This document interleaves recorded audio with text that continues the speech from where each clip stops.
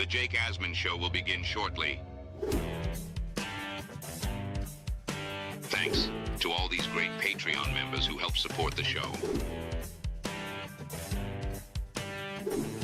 Get your super chats ready. Jake will be here in just a moment. If you love the New York Jets, this is the place to be.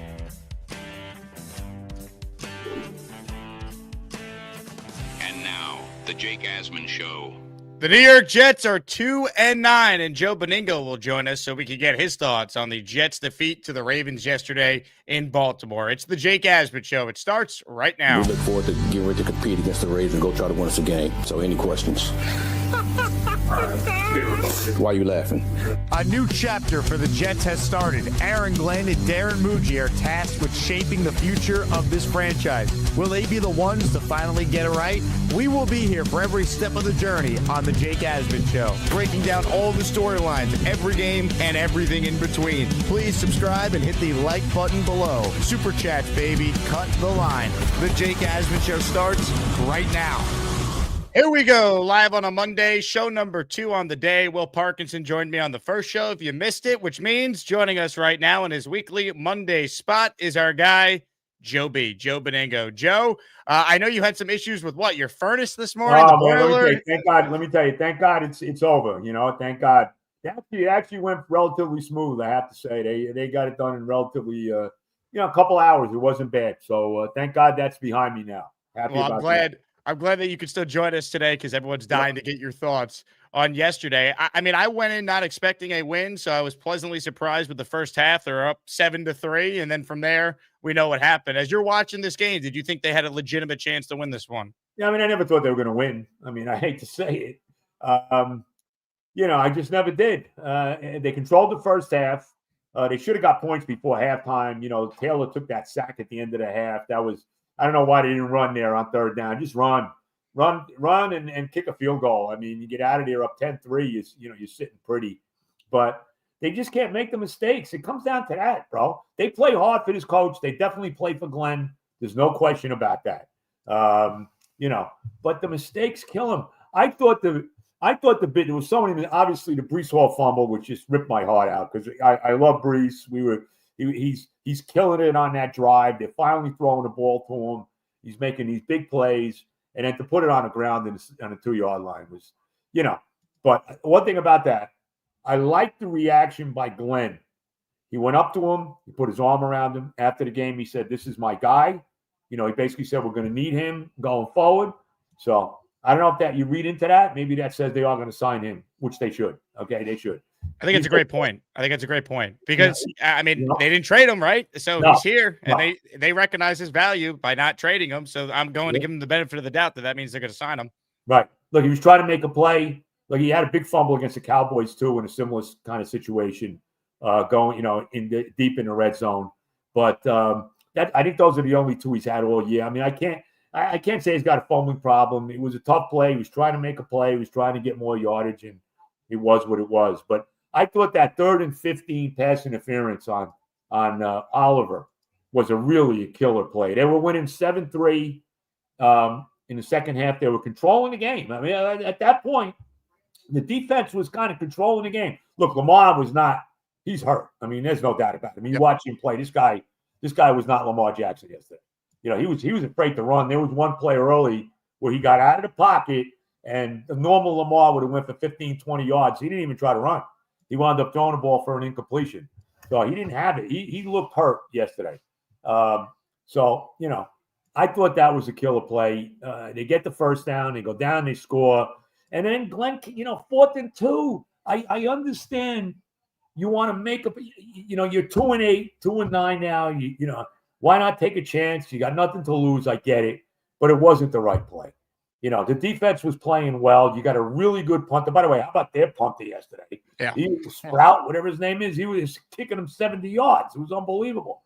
But you got a solid punter who puts them inside the 20 regularly, McNamara. Punt the ball. This was not the dynamic Raven offense that we've seen in years gone by. Punt the ball. Let them try to drive the length of the field to score. They weren't killing them running it. Henry scored a couple touchdowns, but he broke no big runs in this game. I thought that was – I understand why the coach did it. That was a mistake. He should have punted there, and who knows what would have happened. But you just can't make those mistakes, bro. But they're a team that plays hard. I said this to you off the air. I love Mechie. I mean, they really – give Darren Muhi credit here. He got a steal with this guy from Michael Carter. I mean, he's already the number 2 receiver behind Wilson, and he looks like he could be a number 1 receiver this game. All right? The other kid, too, that they got, Mitchell, like what he's fast. He gets open. I think he really hit on it, and he got him as part of the Gauntlet trade. I mean, unbelievable. So I kind of feel good about Muhi making the picks in the draft, and I really think, I really think that they're going to go after Mendoza, bro. I think that's happening. I just really do. I think he looks like the guy. I want to see him play a little bit against better competition. We'll see him in the Big Ten championship game against Ohio State. We'll see him in the playoffs. Hopefully, we get to see him against an SEC team in the playoffs, and we'll see. We'll see. But I think right now he's the leader in the clubhouse. So we'll see. But I whoever the quarterback they take, he better be the right guy. And again, if they don't hit on it this year, they can always try it again next year. But I got some confidence in Muhi, bro. I'm glad that you've come a long way with Muji. I mean, Muhi. How do you say his name? You said it right the last time you were on, but now we're back to referring him as Muji. It's Darren Muji. They refer to him as Muj as his nickname. I think he's done a decent job so far. I agree with you. And look, forget just the Mechie and Mitchell. Throw into the deal. How good is Jawan Briggs, the defensive tackle? He's making plays every week. He's been awesome. That was a 6th rounder. Harrison Phillips is signed for another year. That was another 6th rounder. So even Brownlee, I thought, played well yesterday. He bounced back after a tough game. Stevens has gotten better as the year's gone on. So I feel confident with this guy. I don't know about the coach. I have to say. They play for him. They play hard. I get the fact that he's going to be here. He's certainly going to be here through the next draft. Even if they don't win another game, he's not going anywhere. Yep. And he's probably going to be here for the next 2 drafts. So, but they do play hard for him, and we'll see. We'll see what happens. But win some games. I want to win. I told you, bro. They got a winnable game against Atlanta. They got a winnable game against Miami. New Orleans is winnable. Go win some games. I'm not worried about where the draft, situation falls. I'm really not. Well, the big thing is, I've already accepted in my mind, they're probably winning at least 2 more games. And I think part of the reason why, at least with just some of the games coming up, I mean, if the draft were today, they'd be at 4. Let's say they're picking anywhere from 4 to 7. I think a big reason Woody allowed Glenn and Muji to make these Sauce and Quinnen deals in the first place, they probably told him, look, we're going to make these deals with the idea of getting our quarterback this offseason to set us up. And these deals allow us to do it. Right. If they love Mendoza, I don't think there's going to be any team that's going to stop the Jets from moving up if that opportunity exists. No, I couldn't agree with you more. You could make a package if you really believe he's the guy. You could give him one of the number 1s this year. You could give him a 1 and a 2 this year, and you can give him a number 1 next year to move up. And if it's the Tennessee Titans, if it's the Giants, I mean, they never make deals with the Giants, but why not? Why not? The Giants have a quarterback. They need draft capital, right? They got a long way to go. The Giants. I mean, let's be honest. They're 2-10. Be nice if they could finish a game. I mean, it's almost how many games they've blown this year, but I don't care. I tell you, how about this too? And I really hope this kid turns out to be good, and that's Shedeur Sanders. And he played yesterday. He had a decent game. I didn't see much of it, so a couple plays, but they beat Oakland. The Raiders are terrible. Vegas, they're terrible. Looks like he's going to be the quarterback the rest of the way. So hopefully he's going to be good.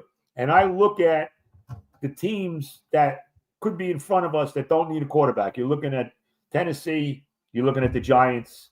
You're looking at I think you're looking at Cleveland. I think you are. I think the Saints need a quarterback. The Raiders need a quarterback.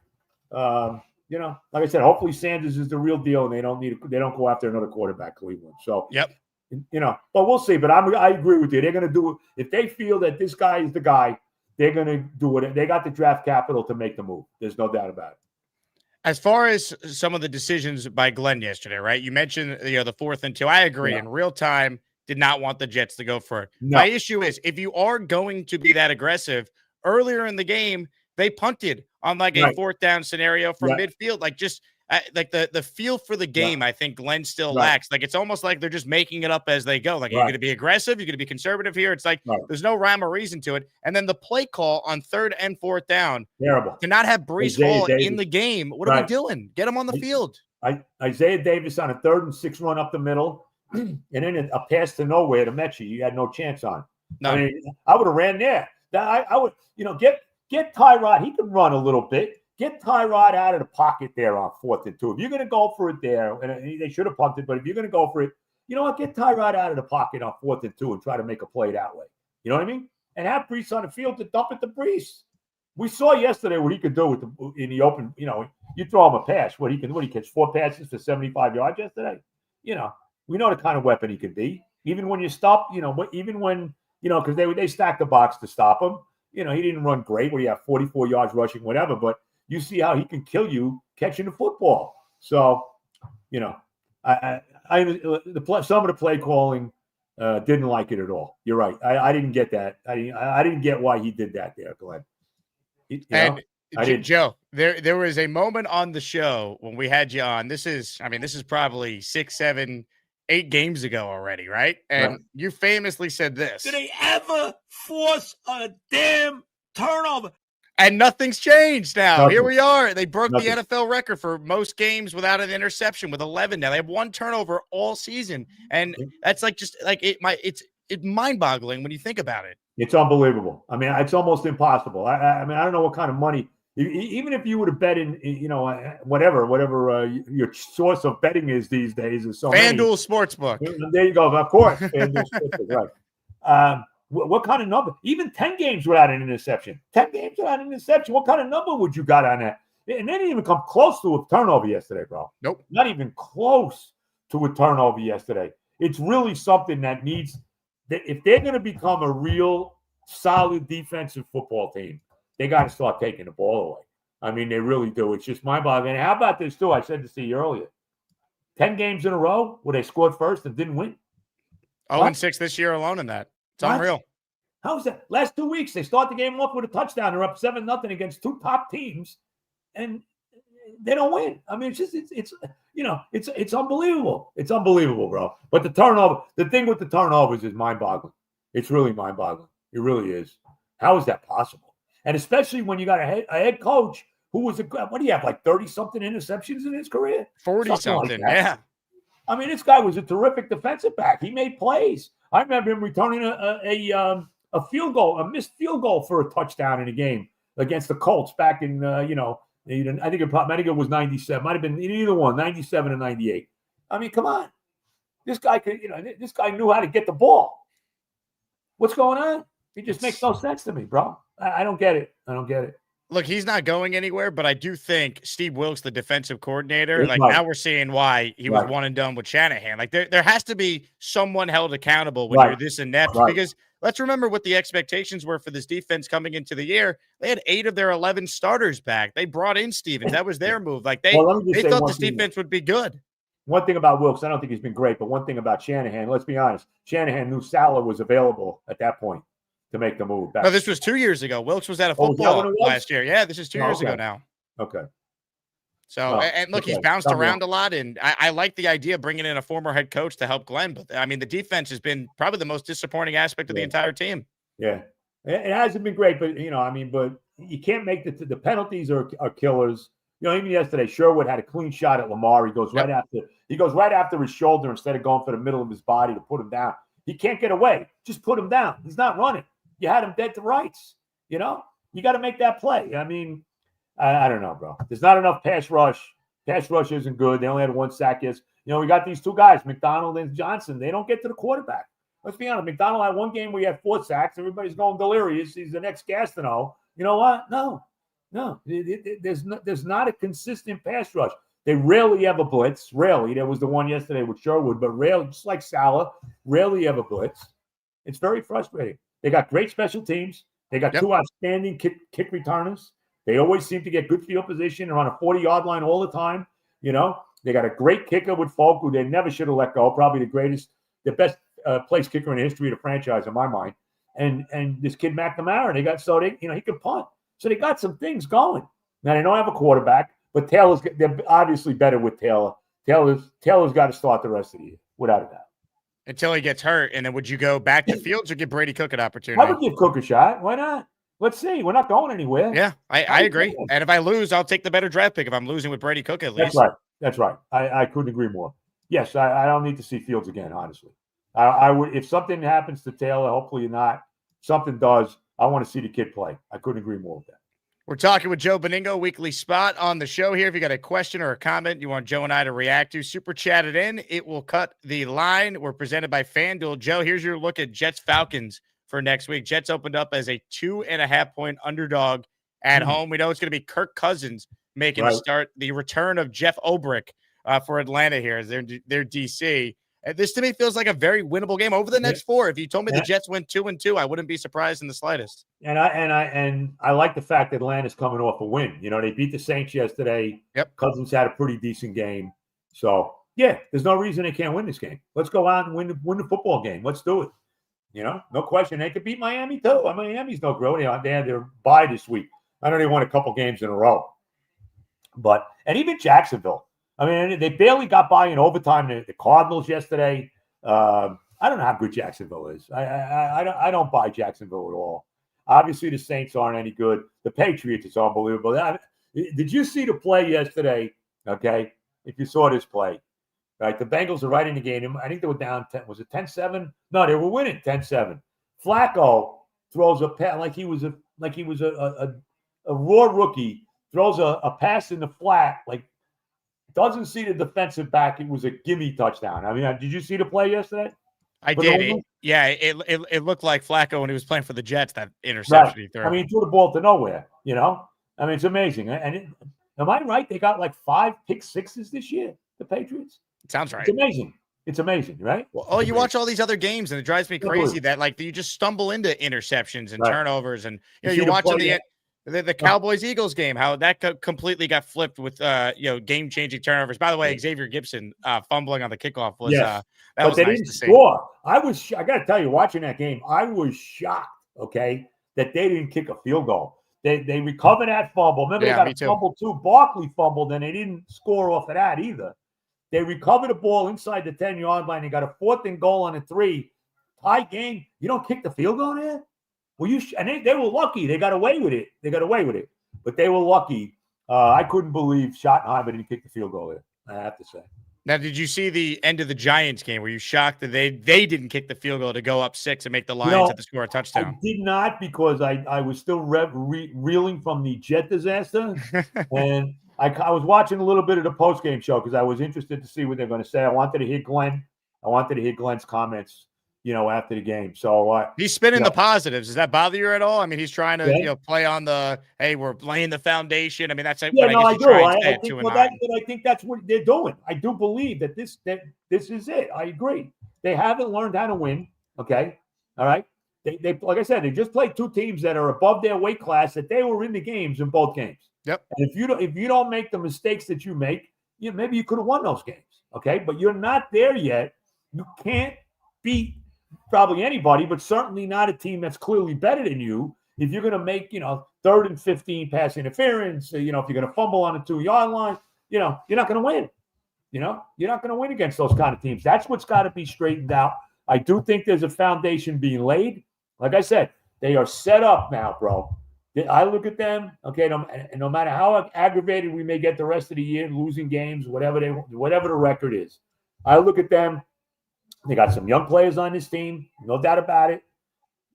They got all this draft capital. They're going to make a move for the big quarterback. That's what they're going to do, and they're set up for next year too. Now let's get it done. As far as the draft, let's get it done, and let's get there, man. Let's get there. There's been a lot of coaches, and even though I'm, the coach, I'm still not certainly sold on him. There's been a lot of coaches, Jimmy Johnson, first year in Dallas is 1-15. Bill Parcells, first year with the Giants, 3-12-1. Bill Belichick, first year, I forget what he was in Cleveland the first year, but he had a losing record, and he certainly had a losing record his first year in New England. He was 5-11. There's been plenty of coaches that started out, really not very good, and turned into, great coaches. So we'll see. I mean, it doesn't look like it now, but I do think that he is laying that foundation. And like I said, I think Muji, I got confidence that maybe, this guy is not another, Mike McCagnon or even Joe Douglas, that he really has an idea, what he's doing. I really do. I think people are probably going to be surprised that you're as optimistic on the future as you are, because I think most people just assume you're just going to be angry because you have every right to be with all your years watching the team. But that is a very half glass full take. You know what, though, Jake? They showed me something with these moves. I mean, these moves. These are the kind of moves that champion. And I'm not saying we're champion, but these are the kind of moves that build championship teams. You got rid of a guy. Sauce is a very good player. I thought he was really overrated. He never makes a play. He's not a ball hawk in any way, shape, or form. And you got 2 number ones, and you got this kid. What's his name? The wide receiver we got for him. What's his name? You're talking A.D. Mitchell. Mitchell. Yep. Yeah, we got 2 number ones in Mitchell for Sauce. Really? We got Quinn Williams didn't want to be here. All he did was lose. What kind of real impact was he making on our team? Right? He didn't want to be here. You got a 1 and a 2 for this guy? Are you serious? Of course. Those are the kind of moves that championship teams, that build championship caliber teams, winning consistent winners make. And that's why I sit here and I say, this is why I feel I have an upbeat feel. Did it hurt when we lost yesterday? I hated seeing Brees fumble because I love Brees and I want him back. And he's such an impact player for our team, And it hurts when you lose because you knew they had a shot against a Raven team that was mailing the game in with Lamar Jackson banged up and all of that. But I do believe they're going in the right direction. I do believe it. We'll see what they do with the draft. Like I said, the coach, I'm still a little concerned about the coach, but we'll see. He's going to be here. So I just hope he improves. That's the thing, because he's not going anywhere. You got to learn by the mistakes. You know what, bro? But the most important thing is they play. They're playing for him. They do play for him. They have not laid down and quit. Right, and they did win after the bye, which you and I both said, hey, they win after the bye week. I don't care who is against. They get credit for that. They don't, this is not about, they know they're not going anywhere this year. These are guys, this is a young team that, with a lot of young players on it that are looking to, become something. So that's how I look at this team. They're very young. We got a young offensive line that's getting better. We got a couple, Brees is only 25.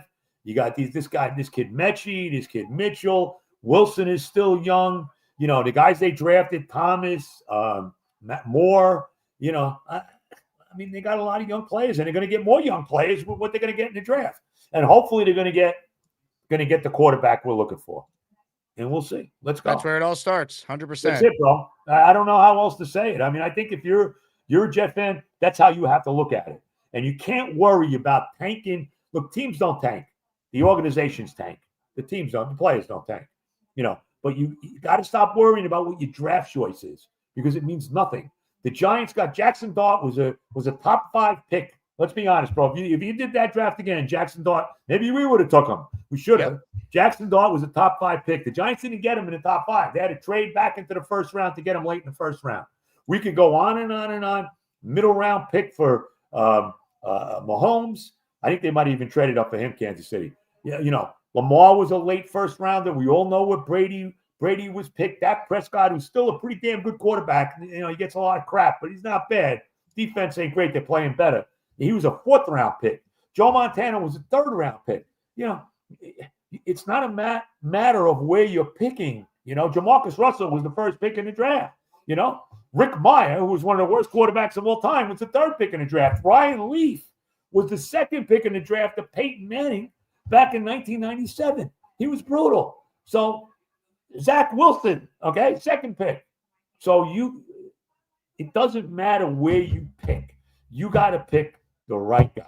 And so I feel good about where the organization is, even if it's not manifesting itself right now in wins. First super chat is from Mace B, who says, how fun are the Rams? Stafford's chemistry with Puka and Devontae so good. Isn't this what Rodgers with Garrett and Devontae was supposed to be like with the Jets? Frustrating waste. In an alternate universe, that's exactly what it was supposed to look like. Well, look, they could have. You know how I feel about that. Look, they still could have done what they did, right? And still had Rodgers and Adams on the team, and they would have won more games.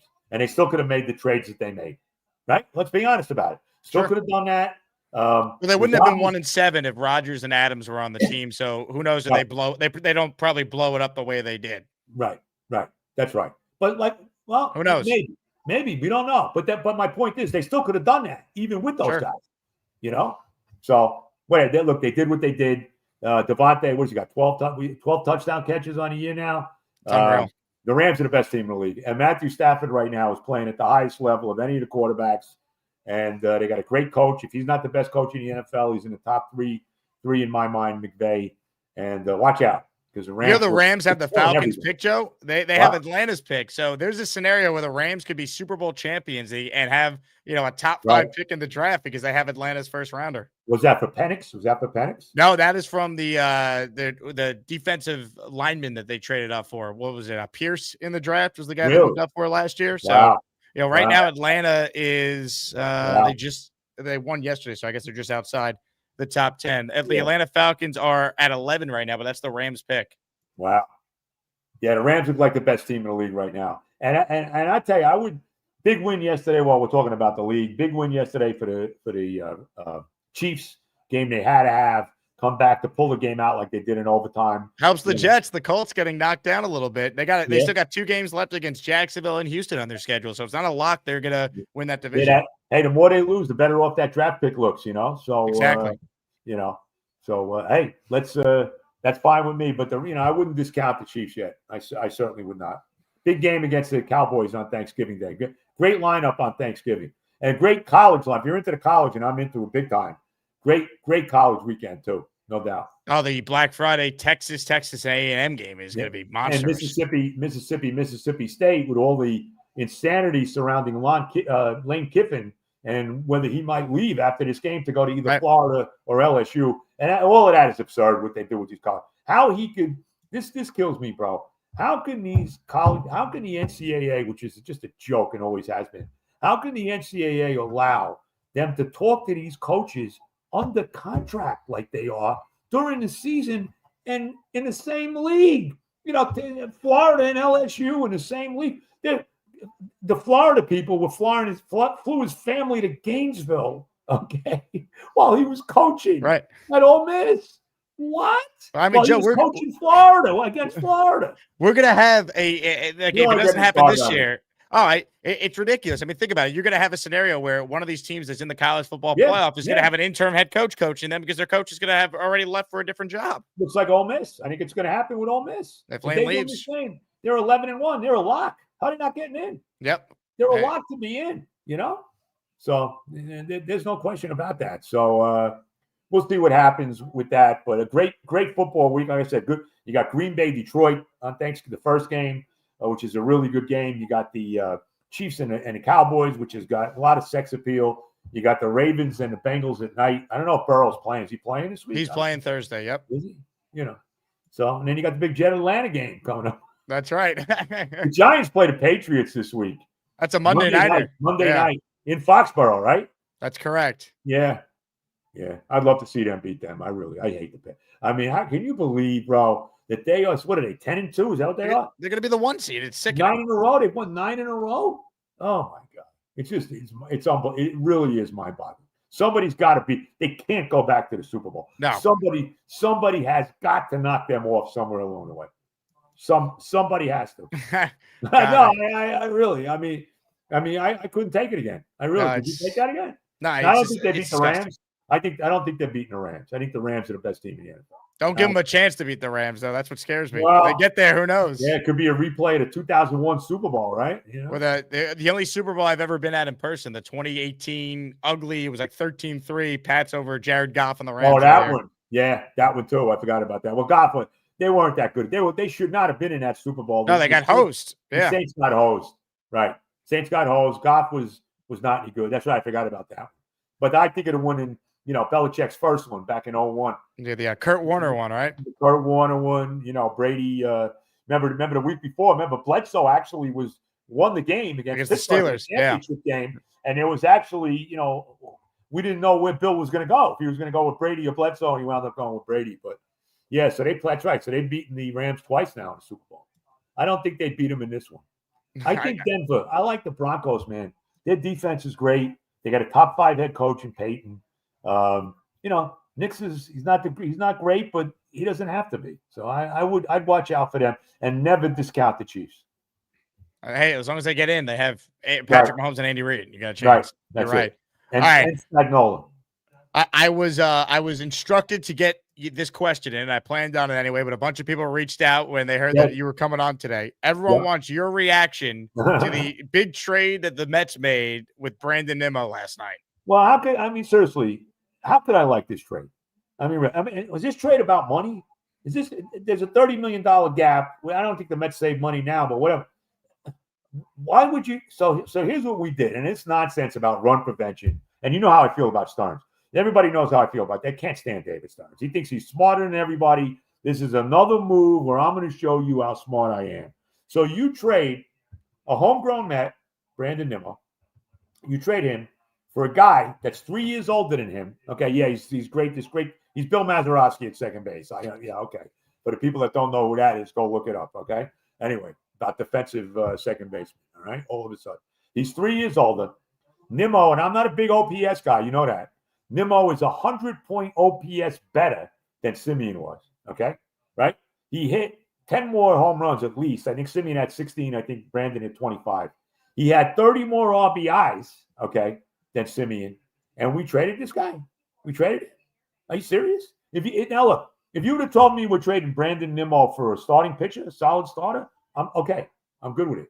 If you're telling me we traded this, made this deal where ultimately it's going to be money that we're going to use to sign Pete and Diaz, okay. All right. But outside of that, you got to be kidding me. We just got a lot worse offensively. And you're not going to tell me that this guy is going to be that much of a. He only played 120 games last year. This guy, he was, he's had some injury issues. You know what I mean? So I'm not thrilled about this trade. Look, I've said this, and I'll say this again. I've been saying this over and over again. All I care about in this offseason, and I love Nimmo, don't get me wrong, but all I care about in this offseason is signing Pete Alonso and signing Edwin Diaz. Anything else they do, you could trade anybody else on the team that's not Soto, Lindor, or Nolan McLean. Anybody else you could trade. You could trade Alvarez. You could trade, obviously McNeil's gone, and he's going. You know that now with this guy playing second base. You could trade Vientos. You could trade Beatty. You could trade these young pitchers, Tom, the other kid, Sproat. You could trade any of those guys. I'm down with it. I got no problem with that. But you better sign Pete, and you better sign Diaz. And now they put themselves in a position where they may have to go get an outlet. Maybe they're going to sign Bellinger. I mean, I thought Bellinger was a lock to go to the Yankees. I got a feeling the Mets are going to make a run for this guy now. Would they add another lefty bat, though? That'd be the thing. I mean, look, you got to get – why not? I mean, you got a righty bat. You added a righty bat with this guy, even if he's not, Jeff Kent as a hitter. You know what I'm saying?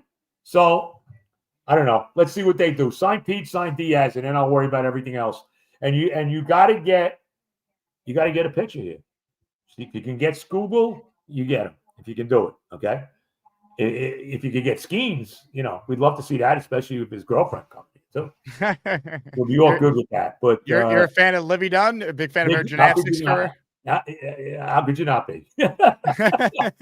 what's not to like, bro? You know what I mean?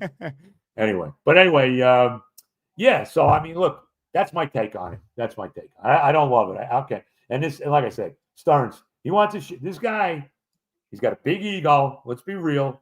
He's another one of these geek GMs, that reinvented the wheel, exit velo. Oh, he just hit the ball 150 miles an hour. Yeah, but he hit it into a double play. But he hit it 150, this kind of nonsense, OPS and all of this crap, right? I got no love for this guy, really. And I think you just got to see what else they do, because it's obviously part one of many moves. If we don't sign Pete and Diaz, it's on Stevie. It's on Uncle Steve. It's not on Stearns. I put it on Uncle Steve. Get it done. If you only could have one back, is it Alonso over Diaz? Yeah, I hate to say that. And we need, and we may need Diaz more. But that's why I asked, because I think you might need Diaz more. Bro, he's a legacy Met. Yep. And I've been through this. I am tired of seeing my legacy Mets leave the team, whether it's Seaver, whether it's Strawberry, whether it was, David Cohn, whether it was Rusty Staub. We go right on down the line. Daniel Murphy, even DeGrom, even though you knew he was leaving and he wasn't going to come back.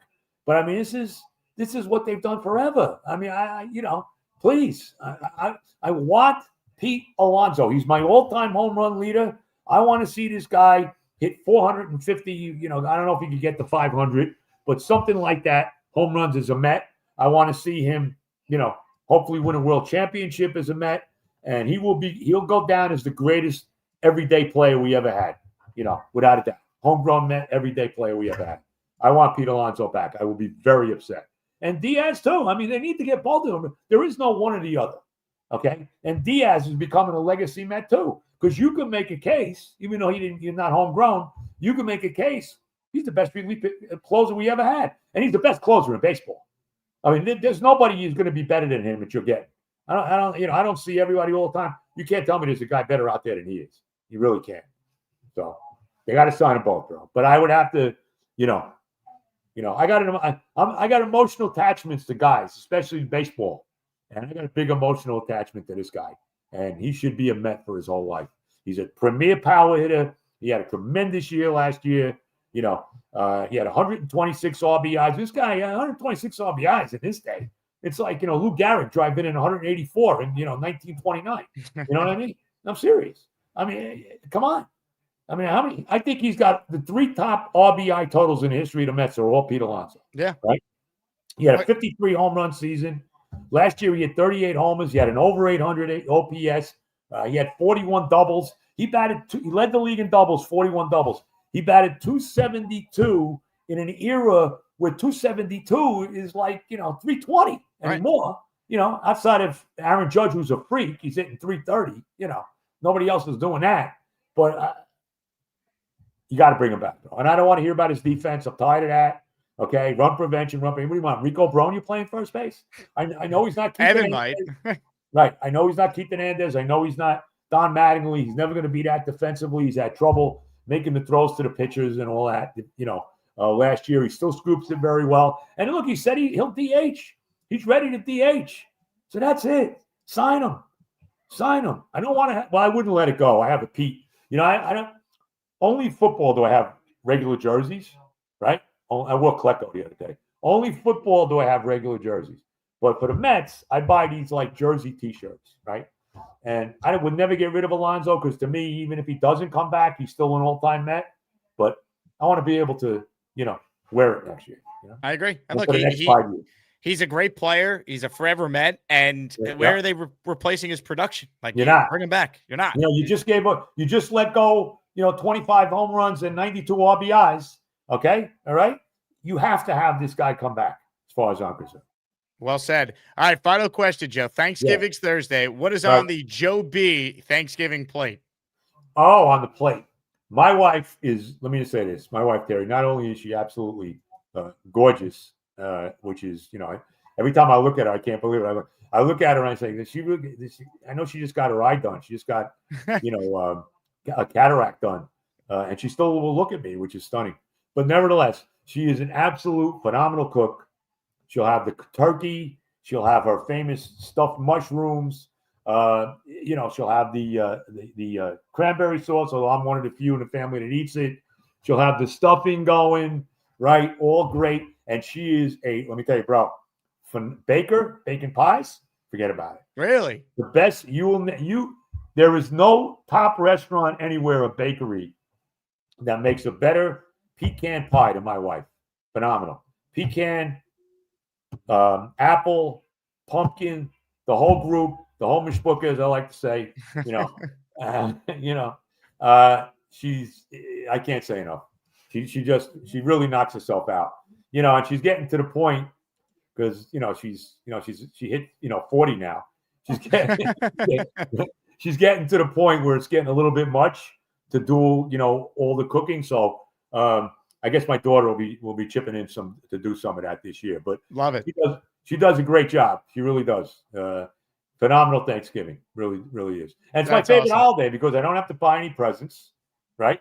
Football du jour, right? And it's all good. It's all good, bro. By the way, do you enjoy the few times the Jets have played on Thanksgiving? Because I never liked it because I don't want my Thanksgiving to be ruined if they lose. We never won on Thanksgiving. One time they did. Remember they beat the Bengals in 2010. Brad Smith had a kickoff return. He lost. Oh his shoe yeah, on the that's play. right. That's right. Yeah. That was a night game. That's right.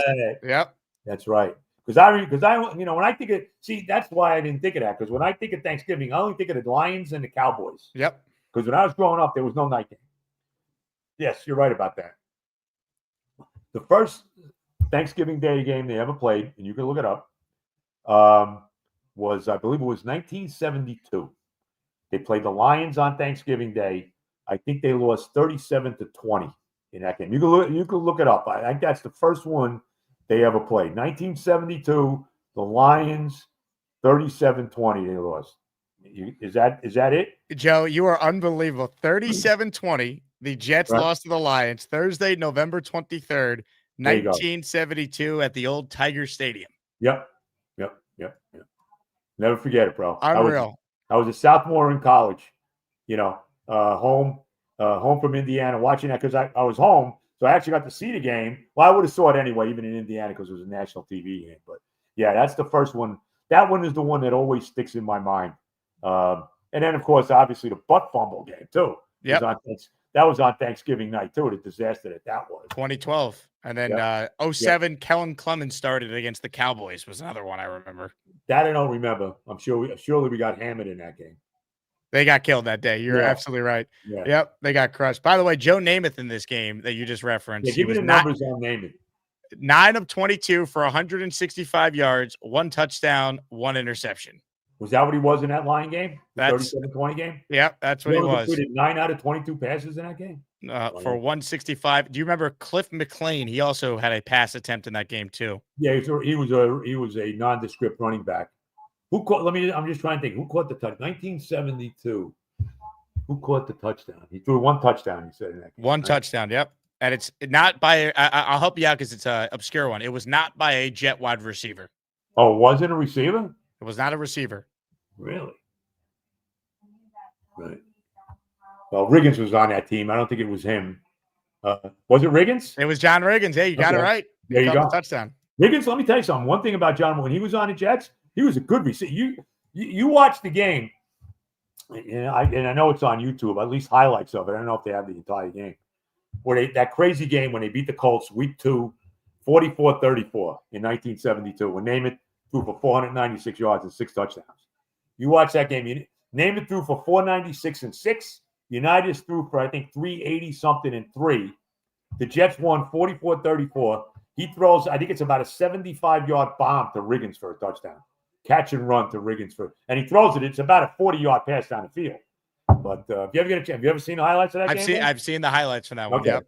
Okay. Well, anybody that hasn't seen them, check the highlights of that out. Riggins could actually catch the ball. He never did with the Redskins. He was strictly a runner. Give him the ball behind the hogs, and he was off and running. But he could catch the ball with Namath. It's unfortunate that they didn't tailor the offense around Riggins more than they did, when Namath was at the end of his career. Sounds like the Jets with Breece Hall not getting the ball enough, too, as a receiver. Well, it's a little different with Breece. But, yeah. I got the jersey, by the way, bro. I got the Riggins jersey. Nice. Yeah, we had him 5 years. We drafted him 1970 out of Kansas. So he was the first Jet ever to rush for 1,000 yards in his last year, 1975. I think he rushed for 1,005 yards that year. Remember, that was only a 14-game season, too. I think he rushed for 1,005 yards that year. John Riggins, Hall of Famer. Unreal. Joe, your memory continues to be amazing. This was a lot of fun. I want to win, bro. I want to win. That's right. Well, I will talk to you soon, but you have a great Thanksgiving with Terry and your family. Looking forward to hearing how we'll talk to you Monday. We'll talk to you after they beat the Falcons, all right? Ladies and gentlemen, the great Joe B. It's up to you, New York, New York.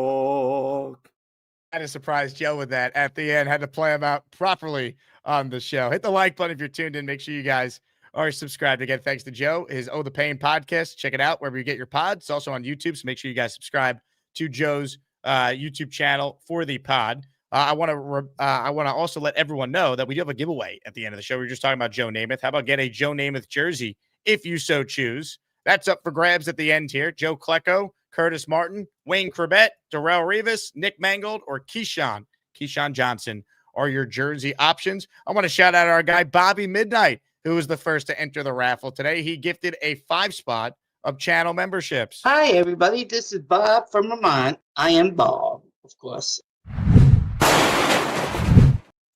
Bobby, the first to do it. Thank you, Bobby. By the way, Maysby, your super chat qualified, so you are in. If you're new to the show, if you want to enter a raffle, you can do so by gifting the community a membership if you're on your laptop or desktop, or send in a $10 super chat or higher to qualify. $10 will get you 2 raffle tickets. You're also entered in our raffle tomorrow morning for a signed Nick Mangold football, Armand Membu jersey, and a Wayne Corbett signed football as well. Going to get to your calls coming up shortly here. A lot of you want in on the conversation.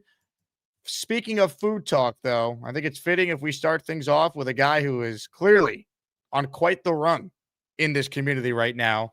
Ladies and gentlemen, they're calling this guy an absolute wagon. Chuck Wagon's always cooking, which it takes. Chuck Wagon's even cooking at the game. Chuck Wagon hates McDonald's, but he's headed home to cook. It's time once again for Chuck Wagon.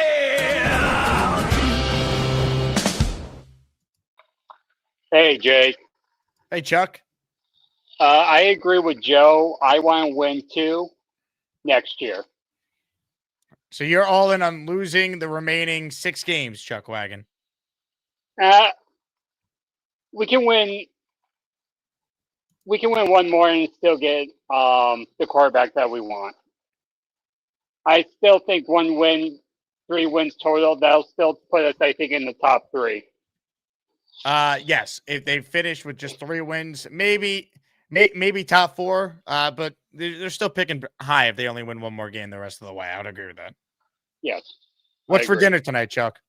I'm just doing some burgers with cheese. Got some of those onions from a couple of days ago, and some rice. So you're eating a hamburger? Yep. Actually, Okay. cheeseburger, but if that counts. We'll get back to the hamburger in a moment. Don't eat him. He's a good caller. We need him. 1 sec.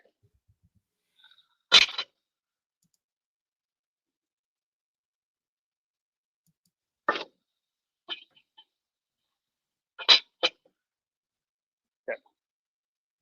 I didn't want to burn the rice, so thank you for being patient.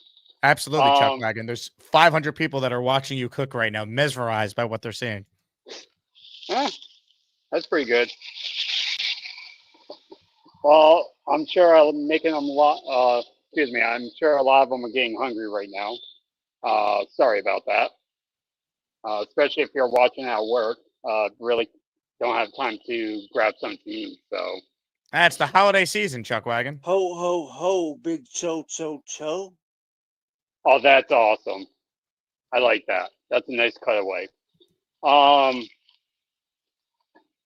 So at least, you know, I'm glad that Joe kind of agrees with me. Worst case scenario, put Cook as the number 2 QB. So I'm glad that I have some support and I'm not alone with that. Other than that, you know, just wait to see, you know, with the Falcons, like I heard your show earlier, they are beatable. I totally agree with that. I don't think Aaron Glenn has made a definitive choice on the quarterback for Atlanta, correct? He didn't name No, Tyrod's starting. He basically said so today. Oh, he did. Okay, I didn't see the press conference, so I wasn't sure. Okay. That's you know, good news to hear. Give us one last look at the burger, Chuck. I'll come back to you. I want to see the progress throughout the show. Okay. Oh, on camera. Oh yeah, look at that face. There we go. Yeah.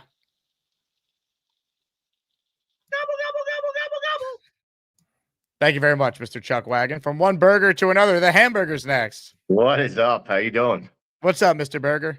Not much, man. I'm a little smiles today, buddy. I Just got back from taking my New Jersey lead test for my job, which has been kind of a bane in my ass for a while. And I finally passed, man. So that's a good another check mark off my accomplishments, things that Gary does not like. Yeah, man, I'm happy as hell right now. I got a win this weekend for my F1. The Jets overall looked better. I think they were better coached this week. I can't really knock Glenn too much this week. I think the defense came out firing. I think they played very well this week. I think I'm not sure about the quarterback play. I thought the quarterback play was kind of mediocre. We didn't get much difference with Tyrod than we did with the week before. I'm just not impressed overall with the offense. But in that said, they played hard, man. I can't knock the team for this weekend. They beat themselves on a few play, Grease Hall with his buttery fingers. He always drops it when it kind of matters. That's one thing. He doesn't drop it often, but when only he does, his second fumble this year, so I'm not going to kill him for that. But obviously, they both have been in big spots. It happened last year in big spots too. It's like he doesn't do it. He had it 6 last year. Yeah, he had 6 last year. Yeah. He doesn't do it often, but when he does, man, it's kind of like at that pivotal moment that if we would have scored, the game might have been a little different. I think momentum would have carried us and carried the offense a little bit more. I think we would have been a little closer in the game. Not saying that I think we would have won, but still we would have been a little closer. It would have made us feel a little better that we put another score on the board. But overall, I think an improvement on the coaching this week. So I'm not going to kill Glenn. I'm fair in my analysis. At least I try to be. But I didn't hate this weekend's game. I wasn't throwing things at the TV, so that's a positive. But yeah, man, I'm going to also touch on Brandon Nimmo. That's a tough pill to swallow, getting rid of him. He's been a great Met for so long. I don't understand the move right now until other moves get played out. But as on its face value right now, I don't think it was the right move. But we'll see what they do with the next couple moves that they make. But man, was he a positive figure in the Mets organization and somebody that I'll remember forever. He was a great Met, and we'll see, man. I just don't agree with it. You're replacing with a guy that's like 3 years older. It doesn't make a lot of sense to me. But I need to see what they do for a follow-up before I fully evaluate, because I didn't like it. But if their plan is, we're going to now go sign Kyle Tucker, and we upgraded there, and we got better defensively, and we're also keeping Pete, like, I understand it more. So to me, it's a big incomplete, but I don't love it initially, but I want to see more.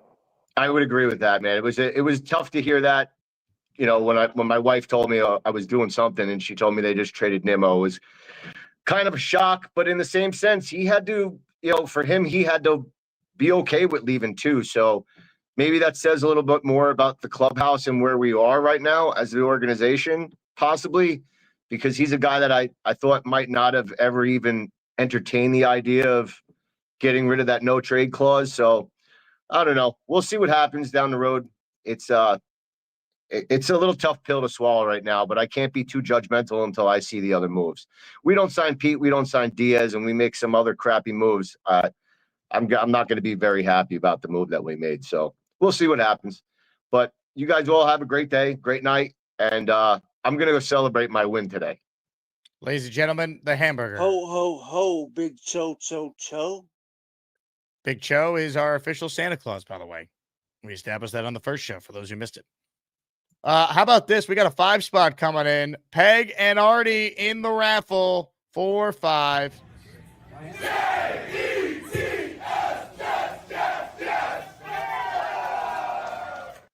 By the way, I should have said this sooner. My Twitter account is finally back in possession of me. I'm able to log in and be myself. No, I did not get a new house or a car because I was crypto mining successfully. So thank you to everyone who reported the fake tweets. Thank you to everyone who reported the fake DMs. If you got a DM for me, don't click the link. You will compromise your account, change your passwords right away if you did. So, I figured out how I got hacked too. A friend of mine sent me something and I just clicked it and not realized, and boom, it's all it takes. I'm pretty secure with my accounts. I have multi-factor authentication. It wasn't like my password was too weak. It's a big scam that's happening to a lot of people. So be careful. So I was locked out on Thursday and got the account back. And a guy who works in cybersecurity for a living was a big reason why my account was brought back to life. Ladies and gentlemen, it's time. Purple Belt Mike, he loves the dark night. He's got a green pool and he jumps right in. Maybe someday he'll get a brown belt, but for now he's just that Purple Belt Mike. Purple Belt Mike, he might be purple, but he can still kick your dirty ass. We got to see if it was Gorman's girlfriend, you know? I can confirm, PBM, to you and everyone that the scam artists, they were based out of Nigeria. So many are asking, did Charles Gorman's fake girlfriend from Nigeria also decide to hack me? For more on that, we go right to the source. Hey, Charles! You'll never get my chicken soup recipe. Hey, Charles! I'm not saying that Glowski takes steroids. I need some of it. Hey, Charles! Who is that lovely lady? Send it this way, Charles!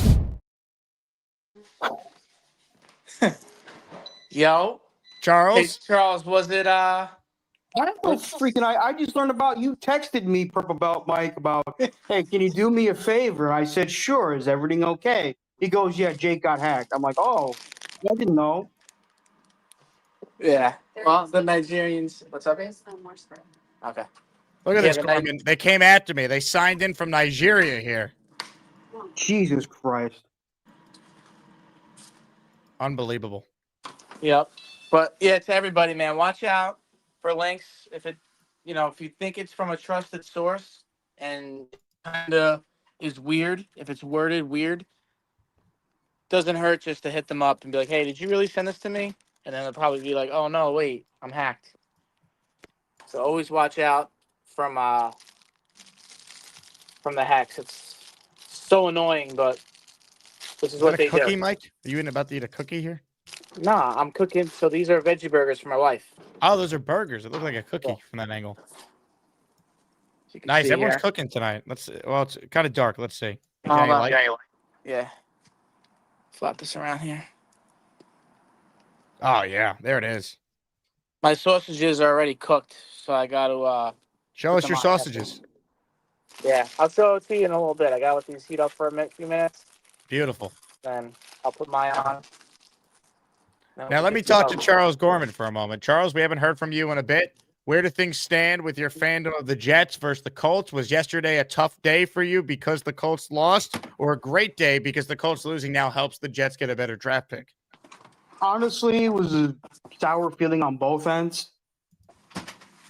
I mean, the Chiefs deserve to win because they continue to play their hearts out down the stretch. The Colts, I felt, got a bit too conservative with the play calling and so forth.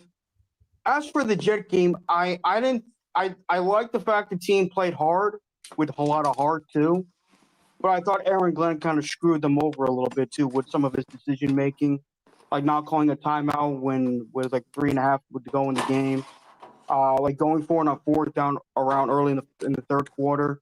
I thought that was unnecessary, but I mean, yeah, that Breece Hall fumble hurt a lot, but he's been good keeping his hand onto the football this year, unlike last year. I don't think the garbage time interception from Tyrod was the reason why they lost. I think some of it was Aaron Glenn. Hey, Papa Jet says, don't mention Gorman and the Jets. I don't care what Papa Jet says about that. I could care less. Barbarossa says, Gorman, how can you turn your back on the Jets? It's complicated, Barbarossa. If you want to have a sit-down conversation with me about it, I'll be more than willing to do so. What if he doesn't want to have a sit-down conversation with you about it? Then that's his problem. I missed the part where that's my problem. It's good Spider-Man Spicy line. Gorman, I love it. Jay says you're dead to him. Good, I'm glad. New Q wants to know if you've left the Colts for the Rams yet. I'm not leaving. I'm not going to go team to team to team to team to team to team. That's not how that shit works. Now, do you think you're ever going to be locked into the Jets full time again? Maybe. Maybe not. Charles, should your region in Madness be called the Colts region or the Chicken Soup region? I say the Chicken Soup region. That's bold of you to assume that you'll be a 1 seed again and get the region named after you, Charles. I don't think I should be a 1 seed considering the amount of people that hate me in this community. That's okay. Gary went to the Final Four last year, and half the women that watched, or half the people that watch the show don't like him either. Well, that's true. I also, even though I'm not a Met fan, I gotta talk about. I think the Mets should re-sign both Diaz and Hey, Alonso. Peter Castro says you're a traitor. Well, first off, Castro, you spelled traitor wrong. It's Traitor, not traitor like I'm a Trader Joe's or something. John Wow, Gruden says you're the man. Gorman calling it. I love it. Let's go. Hell yeah. I don't know if the Jets will hire John Gruden, but I definitely do think another team will. I know he's interested in coaching college. He just said he was a fan of yours. It was hire John Gruden, not John Gruden watching my show. I know, but I'm just talking about John Gruden in general. Okay, I see. I think the Mets should re-sign Pete Alonso and Edwin Diaz. Edwin Diaz has been great for them. Amanda says Charles is so spicy today. I love it. Thank you, Amanda. Nate says Charles cooking. Pete Alonso's been a very good Met his whole career. I mean, in rookie year, he broke Aaron Judge's record for the most home runs in a season by a rookie, and Aaron Judge took him out to dinner as a result. Which goes. Peter Castro says Charles, don't ever correct my spelling. So you're basically saying I'm a grammar Nazi. Okay, I can send you a grammar Nazi. Whoa. Cut the Nazi talk off. We don't need to go there. You like the sausages? Oh, yeah. Show us your sausage, PBM. There you go. What is it, Homer? What? It's a sausage. You thought it sounded so dirty, Jake. I'm sorry. I said show us your sausage. He's showing us a hot dog, Charles. Hold on, Mike. We can't ignore the fact that Charles Gorman has an absolutely sick and twisted mind. I had to do it. You're sick, Charles. Sick. I had to do it. You're sick. We all are, Jake. We're all sick in the head at one point in our lives. No, you're sick. Calm your freaky down. First up about Mike. I just saw two beautiful sausages on the grill. I was tired of you ripping him for showing his sausage, so I got rid of him. You mean sausages? You're a fan of more than one sausage? Maybe. Calm your freaky down. Listen, Jake, I'm sorry you got hacked, buddy. I know you have I only have an Instagram account, and I know I follow you on Instagram. Chuck Wagon wants to come on with me. Should I put Chuck Wagon on with you, Charles? He wants to talk to me. I guess he wants to chew me up and spit me out, I guess. I don't know if that's true. Chuck Wagon seems like a nice guy. Chuck Wagon, go ahead. You're back on the program. No, go ahead. Your name is Charles, too, I'm guessing? It is. And I see you got that red hot sauce with you. I guess you like that shit on everything, don't you? Not everything. I just wanted to ask one thing. You seem very intelligent with being able to correct spelling and grammar and all that very fast. I'm just confused how someone as smart as you can't find a job. It's not that I can't find a job. It's just that you're lazy. I mean, it's not a bad question to say. It's just that it depends on the people who want to hire me. You know, I look for work. I get called I apply for a job, and yet they don't call me for an interview. It's simple as that. I mean, J-O-B, job. I know. I understand, but are you trying to find a job that pays 6 figures a year? I mean, are you trying to? 6 figures, like, what do you mean, like $1,000 a year? No, I'm trying to find a job that I'm able to move up in the ranks over time. In what industry? Hospitality, restaurant? I mean, are you looking at? Well, my last job I applied for was the White Castle in Metuchen, but they told me to apply again another 6 months. Now I'm going to try to apply again for Wawa. Wawa's pretty good. Yeah, I know they have those. J-O-B, job. I think those are down south and Midwest. Yeah, there's a Wawa in my state in New Jersey. Yes. Oh, okay. Yep. I'm in upstate New York, so we don't have those. That's awesome, man. You're a New Yorker. Yep. Actually, where I live, we don't have Wegmans. I know a lot of people who watch the show have a Wegmans, and they're lucky. Wegmans is the bomb. I applied to Wegmans. They didn't call me back. I'm a little pissed off about that, but it is what it is. I tried to. I just want to say, I'm going to feel really bad if my oldest daughter gets a job before you, because Don't she be, just man. called a It place happens. that It happens, man. You can't control what's in front of you. How old is your daughter, if you don't mind me asking? she's a minor. I won't say exactly. Oh, I'm sorry. I'm not trying No, to it's make a move. okay. No, it's all right. Hey, it's a legit question. If I choose not to answer it, I'll choose not to No, it's answer it. But understandable. I totally understand you're the father trying to protect your daughter from creepy mofos on the internet. I totally understand. I know, coming to my house, I know. Look, I man, think they're after it's you not now. easy. It's not easy finding a job, especially at this point in time. But Oh, okay. I thought for a second maybe that could have been a real, like a real siren, but now I have a feeling that's just Jake. it's just Jake messing around. Okay. I haven't heard. That's definitely Jake. Yeah. So listen, don't sell yourself short. You have to 100%. be I a agree. little aggressive. And listen, it only starts with an opportunity. Just like, people on the 53-man roster. They just need a chance, and so do you. Thank You you, will man. get there someday. You will get there. It may take a little longer than you want, but you will get there. I'm pretty sure of it. No problem, man. And as for me being very intelligent, I will say this: I'm a bit on the autistic spectrum. Plus, I did have a good education growing up. People think I don't want to work, which is not true. I just had a bit of a nap not too long ago, too, so that didn't help. I love it, dude.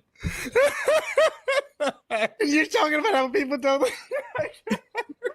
You can't say that people think you don't want a job and then say that you came off a real good nap. It's a hard two sentences to put together, Charles. It is. You got Jake off the camera. J-O-B, job. Bless you. Yeah, so thank you. So, Are you a professional chef, Chuck Wagon? no way in hell. No. Why? I heard you're a good cook. I just like to cook. That's hence fine. the nickname. Yeah, I just like to cook. But yeah, there's only one real chef, and I don't think he's here, Chef Kevin. So. Oh, he's a good guy. Have you met him? No, I have not. But he seems like a great guy. Oh, he is. He offered me a job, but it was a bit too further from my house, from where I live. So, but it was nice of Over him. 40 minutes? Is it over 40 minutes? I believe so. Yeah, over 40 minutes from where I live. Okay. Yeah. Okay. I was going to say, listen, if it's within 40 minutes, listen, driving isn't fun. Spending money to make money isn't fun. I know. But sometimes you got to do what you got to do. Okay? Exactly my point.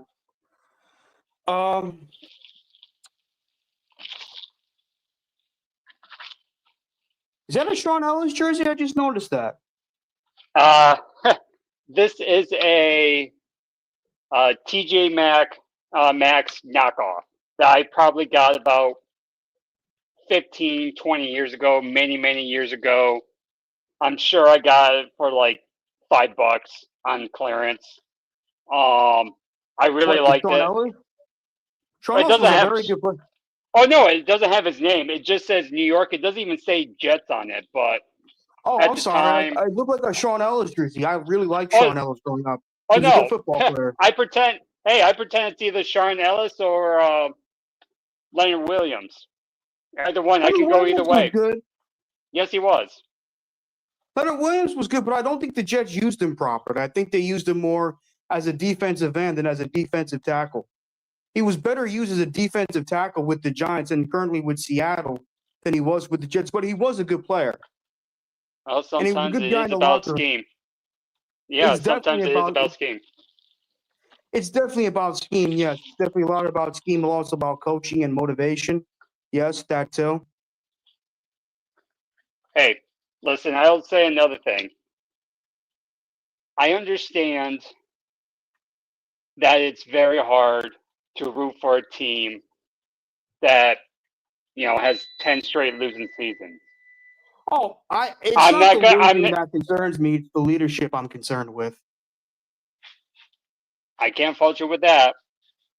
But to completely, and I know it may have been a little bit tongue in cheek, but you got to. What now, Beast? Mr. Chuck, what are you cooking tonight? Burgers. Let me see. Let's take a look at that, please. Let me see. Let me see for myself. Let me see from here. Let's see how you're working with. Very nice. Are you using butter? Nope. That's just grease from the other burgers I cooked When you're before, so I didn't have to. cooking that burger, make sure you use a little bit of butter, not too much, just a little bit of butter because that'll give it a flavor. You're looking for flavor. You're also looking for texture, and you're also looking for that big knockout blow. Because when you give it that knockout blow, you give it that big, just like that, mate. Now Actually, the only thing what you go over here. Let's take a look at that. Steamed rice. Oh, that looks delicious. And very I did put butter in the rice when I cooked it. So. All right. What are you working with? What kind I'm of gonna get going, guys. Peace What kind out. of rice is that? Take care, Charles. Till next time. What kind of rice is that you're working with? Just plain white rice. Not instant. Just cook it for about 15 to 20 minutes. I was gonna say, why don't you go with something like a risotto? Yes, I have made risotto before. before. With a risotto, you want something that adds flavor. You want some part of flavor into them rice because Beast, do you know why risotto is so expensive in restaurants? Because it's labor intensive. It takes probably depending on what risotto you're making, it could take 30, 45 minutes. Adding water and stirring. You have to keep an eye on it to make a good risotto. But yes, I have made risotto. It's really good. At a base too. You gotta remember, you gotta keep stirring. It's like you gotta work with it and work with it, and just make sure don't let it be sloppy. And if it turns sloppy, it turns into mush. You gotta make sure. I know there's that. No mush. Make sure it's fresh, and when it's done, taste it. Give it a taste. Taste it, and make sure there's an ounce of seasoning in it. And if there's some seasoning, you got yourself a shot. Oh, what's that? Oh, Jesus. What the hell do you do now, Beast? No, that's the ears. I don't like that sound of the ears. I'm so sorry. Yeah, well, that's the holiday season. I expect that. Oh, did you get your turkey? My mother, I'm going to my mother's house for Thanksgiving. All right, that's enough Chuck Wagon experience for now. Well done, gentlemen. Gorman, great call. Great to get you back on the program. The Festa, while all that chaos was happening, he is in the giving mood. Festa down in Tampa with a 5 spot. Ho, ho, ho, big cho. If you got a membership from Festa, make sure you say thank you. Back to your calls we go. Let's say hello to Newbridge QB. Hello, Mr. Newbridge. Hey, what's up, man? How's it going, Jake? What's going on? Nothing. So, just an idea, and he shot down the Mac Jones suggestion. I know it was a little crazy, so I can't really knock it. But hear me out. Not Mac Jones, but Jameis Winston. Crazy. What would you give up for him? And he's also under contract with the Giants for another year, so you'd have to. Okay. You'd have to trade for him. I thought it was 1 year, but no, if it's 2 years, I mean, we'd have to trade for. I don't know, bro. Like, he's old. Shouldn't be that crazy, like maybe I'm hoping like a 5th or a 4th. I don't want to give up too much for him, but I do think he'd be perfect for us. I mean, what he did against the Lions, and he'd actually play for a year until we get a guy. I mean, another option. This is also probably crazy, but you might not like this thing. Another option is Shedeur Sanders. I know it's crazy, but he looked kind of good. He kind of had he got a big throw. He threw like a 60-yard bomb.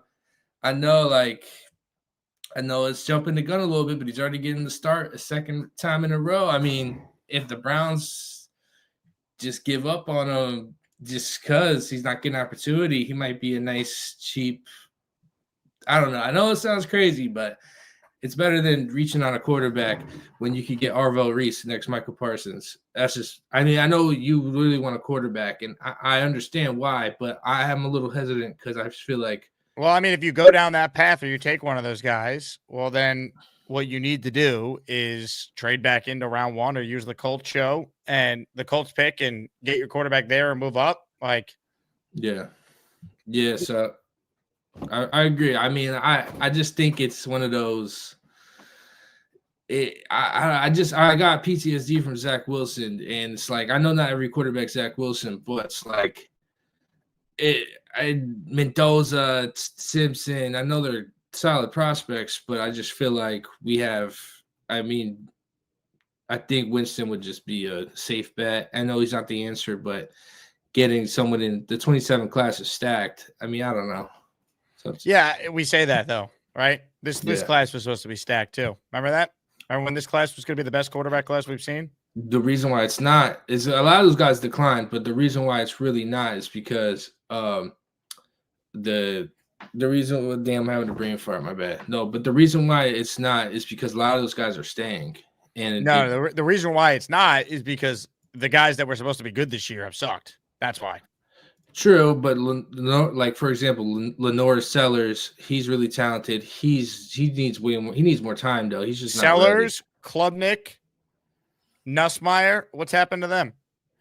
Yeah, those guys actually. I think Klubnik and Nussmeier have to declare. I don't think they have enough time. So but my point is, they were supposed to be consensus first round guys, and they played poor, and they're not now.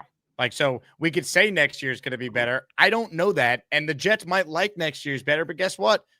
They win 6 games. How are they getting one of those guys if they're really good and the teams in front of them also need quarterbacks? What's your plan then? No, I understand where you're coming from 100%. It's risky. It's like you don't want to take the chance. You want to go through another year where this team's going to win 6 games or less next year and have nothing to point to that we're building on? I'm honestly prepared that we're going to suck because they don't have to. But if they suck, we could be like the Giants, where at least we have our quarterback who's going through growing pains and developing. Yeah, it makes it exciting. I mean, I don't think what you're saying is wrong. I just think it's going to be interesting to see what they do. Whatever they do is going to be a risky decision. So, I mean, I do think Muji. I mean, I do like some of the things he's doing. So it seems like we got a smart GM for the most part.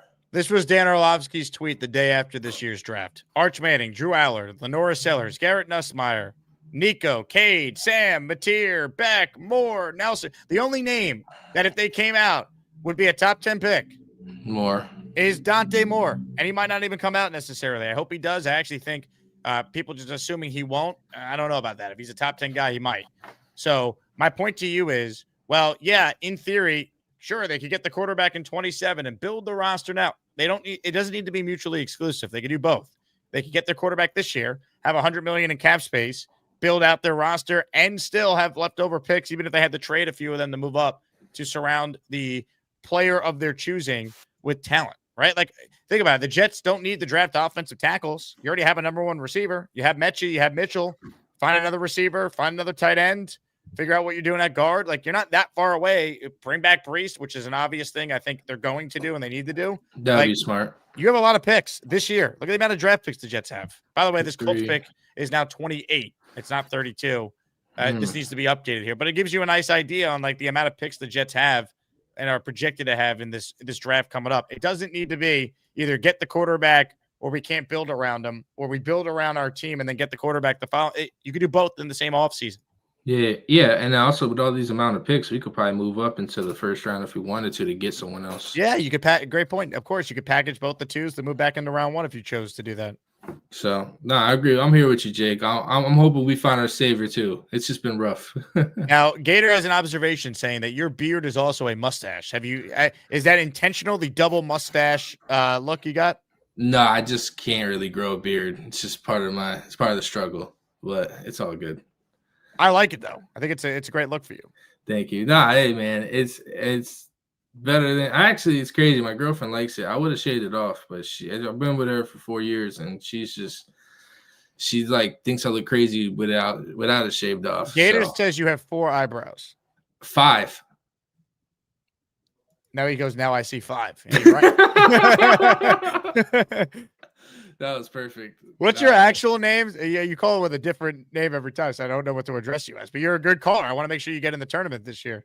Thank you. I'm Derek, by the way. Derek, I'll try my best. We'll come up with some sort of nickname for you between now and then, so everyone knows. Just like Chuck Wagon became the Chuck Wagon, you know? Nah, for sure. Hey, listen, man, I really appreciate the time, and like I'll call you back again for sure. I love it. Ladies and gentlemen, Derek, Eyebrows, or whatever we're calling him. Great call. Hit it. Love that. All right, did we miss any super chats here? No, but this comment here is great from Finnegan's Flight Crew. Jake should do a whole show in the background and not say a word. If there's any show that could do that, it's this one. If we got the right callers on, I could literally start the show and say, all right, I've said enough. The Asmaniacs are taking the rest over, and just sit out and let you guys do the show. You know what that's called? That's called the Addy Show or the Bobby Midnight Show. Although I would have way more funny drops to play and different things I could do to steer the conversation a certain way. We might have to do that in, peak off season when there's nothing going on. William says, stop defending AG. He's horrible. Now I'm being called an AG. It really is amazing. Now I'm defending AG. I love it. I think I've been as critical of this head coach as anyone that does regular content covering the Jets.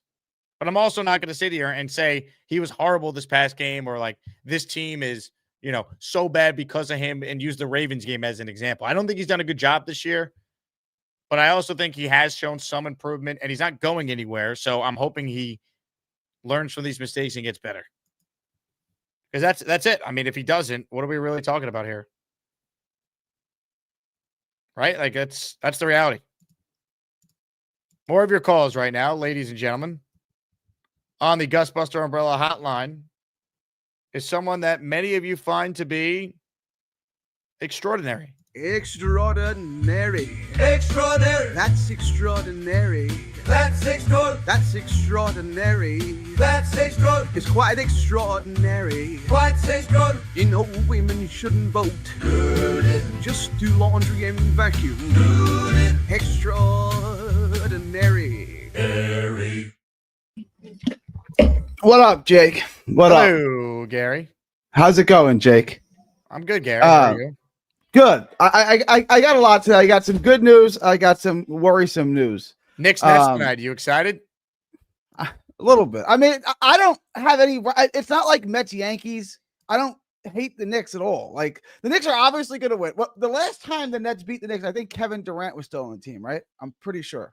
I don't know the answer to that. I think it's 11 or 12 in a row, so it's been 3 years. I'm pretty sure the last time the Nets beat the Knicks, Kevin Durant and Kyrie were on the team. That's how long it's been. That era went obviously very well. Yeah, I can't wait for the ESPN 30 for 30 on that team. That's going to be extraordinary. That's going to be must-watch TV. You want the concerning news? And Gorman called, and it. First off, you guys tell Gorman what he should do. He should get a job, which is to say that he should prioritize work.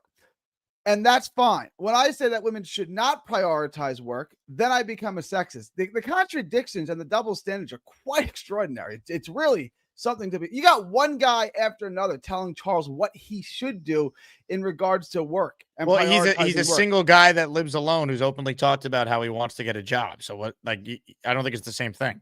It's exactly the same thing, but the opposite. You're telling so it's not the same thing. He should. Well, it is. You're telling him what he should do in regards to prioritizing work. But he has said that he wants to get a job. So then he'll get a job then. If he wants to get a job, bad enough, he'll get a job. I understand the job market's not the best it's ever been, but it's not that bad either. If he wants a job, he'll get a job. Like it's not mission impossible to get a job. This is not the Great Depression. Nick Shine says, problem is Gary thinks a special needs guy and women are equal and he'd sleep with both. I'm not even. Nope. Yeah! Nope. All right. That's. I'm just pointing out the clear contradiction in that. Beastbreaker just wrote in. He's pissed off right now. He always is. He controls his emotions as well as the most over emotional woman you've ever met in his life. So I wanted to get into. This is concerning to me. Gary. Give me a minute, please. This is not interesting. All right. What do you have that you can't grow facial hair? Like what is it that you have? What is This your piece issue? of Like, how shit, low Bobby is your Beasley, sent testosterone me level? the most trashiest garbage I've ever saw, and it's going right back. Okay, It's good. going right back. Jake, That's it. I'm having an issue here, and Hey, real quick, it's- Gary, hold on. Beast, who sent you that? That scumbag sicko Bobby Beasley. What did he send you? What is that? It's a blanket. That's a Barney crap. When I've already said no more of this shit. This is a new low of intelligence. That's it. Maybe it's comfortable though. Maybe you need an extra blanket. This is where I draw the fucking line in the sand. Whoa. Over a blanket? Just give it to a young child. Forget it. Donate it to Goodwill. He's upset because is there smallpox in the blanket? Like what? Why is the blanket upsetting to you? Is it a clean blanket? Well, that's intelligent. I'm your number one Yeah, fan. Is that what you're telling me? Hey, can we see the blanket? I just want to get an idea of what we're looking at. I actually had a couple of This things. is the most sickening trash I've ever saw in my life. Well, this is a warning. The next time, any more shit like If that's this, the most you're gonna- sickening thing you're you've gonna ever get seen in your life is a blanket, you should probably get out of the attic a little bit more. There's a lot worse things in the world than that blanket, which I don't even know what's wrong with the blanket. But Jay, I got a concern here. I wanted you, I wanted the S-Maniacs, I wanted everyone. All right, continue, Gary. We had pressing matters though with Beast. We're starting to lose Decker. Me and my wife's a Bears fan, obviously. We usually watch when they both play at noon, or 1 o'clock your time. We go in different rooms. I watch it in one room and she watches the Bears in the other. Decker's always watched the Jets game with me. She's a Jets fan. We're starting to lose her. Like, she can't sit here. The Bears play some some game they pull out in the final 2 minutes of the fourth quarter every single week. They're 8-3 now, whatever, right? And the Jets are 2-9. And it's like we're losing her. She's not going to be. She's already like saying she's a Bears fan. And what as a father, what am I supposed to do? Like, don't root for the Bears who have a come from behind victory, a fourth quarter victory every single week. Root for the Jets again and watch them go 4-13 if we're lucky. I'm losing her as a father, and I don't know what to. I don't know how to bring her back in. And do I bring her back in? And here's my point: if you had a girl who treated you as badly as the Jets treated you, if she caused you as much heartache and pain as the Jets do, would she still be your girl? Would you leave her? Definitely not. I've said this for many times. It's the most toxic relationship that I will ever be in, because you would never stay with this person if they treated you as poorly as the Jets have for your entire life. There's no good times. It's only bad times. She doesn't treat you right. Like, if this was your girl, you would have said goodbye to her a long time ago. But we're more. I think you got to let her be a Bears fan. Honestly, it's not like you're in New York. Like if she's enjoying the Bears and they're winning, I think you got to let her be a Bears fan. I hate to say it, but I don't. To me, like, my kids will not have a choice. They're going to be Jets fans. There's just no other way around it. But you're in a different market than New York. It's not like she's around a bunch of Jet fans. And if she wants to root for the Bears, like, I think you got to let her do it, That's your, as the Jet guy, that's your answer. You're the Jet.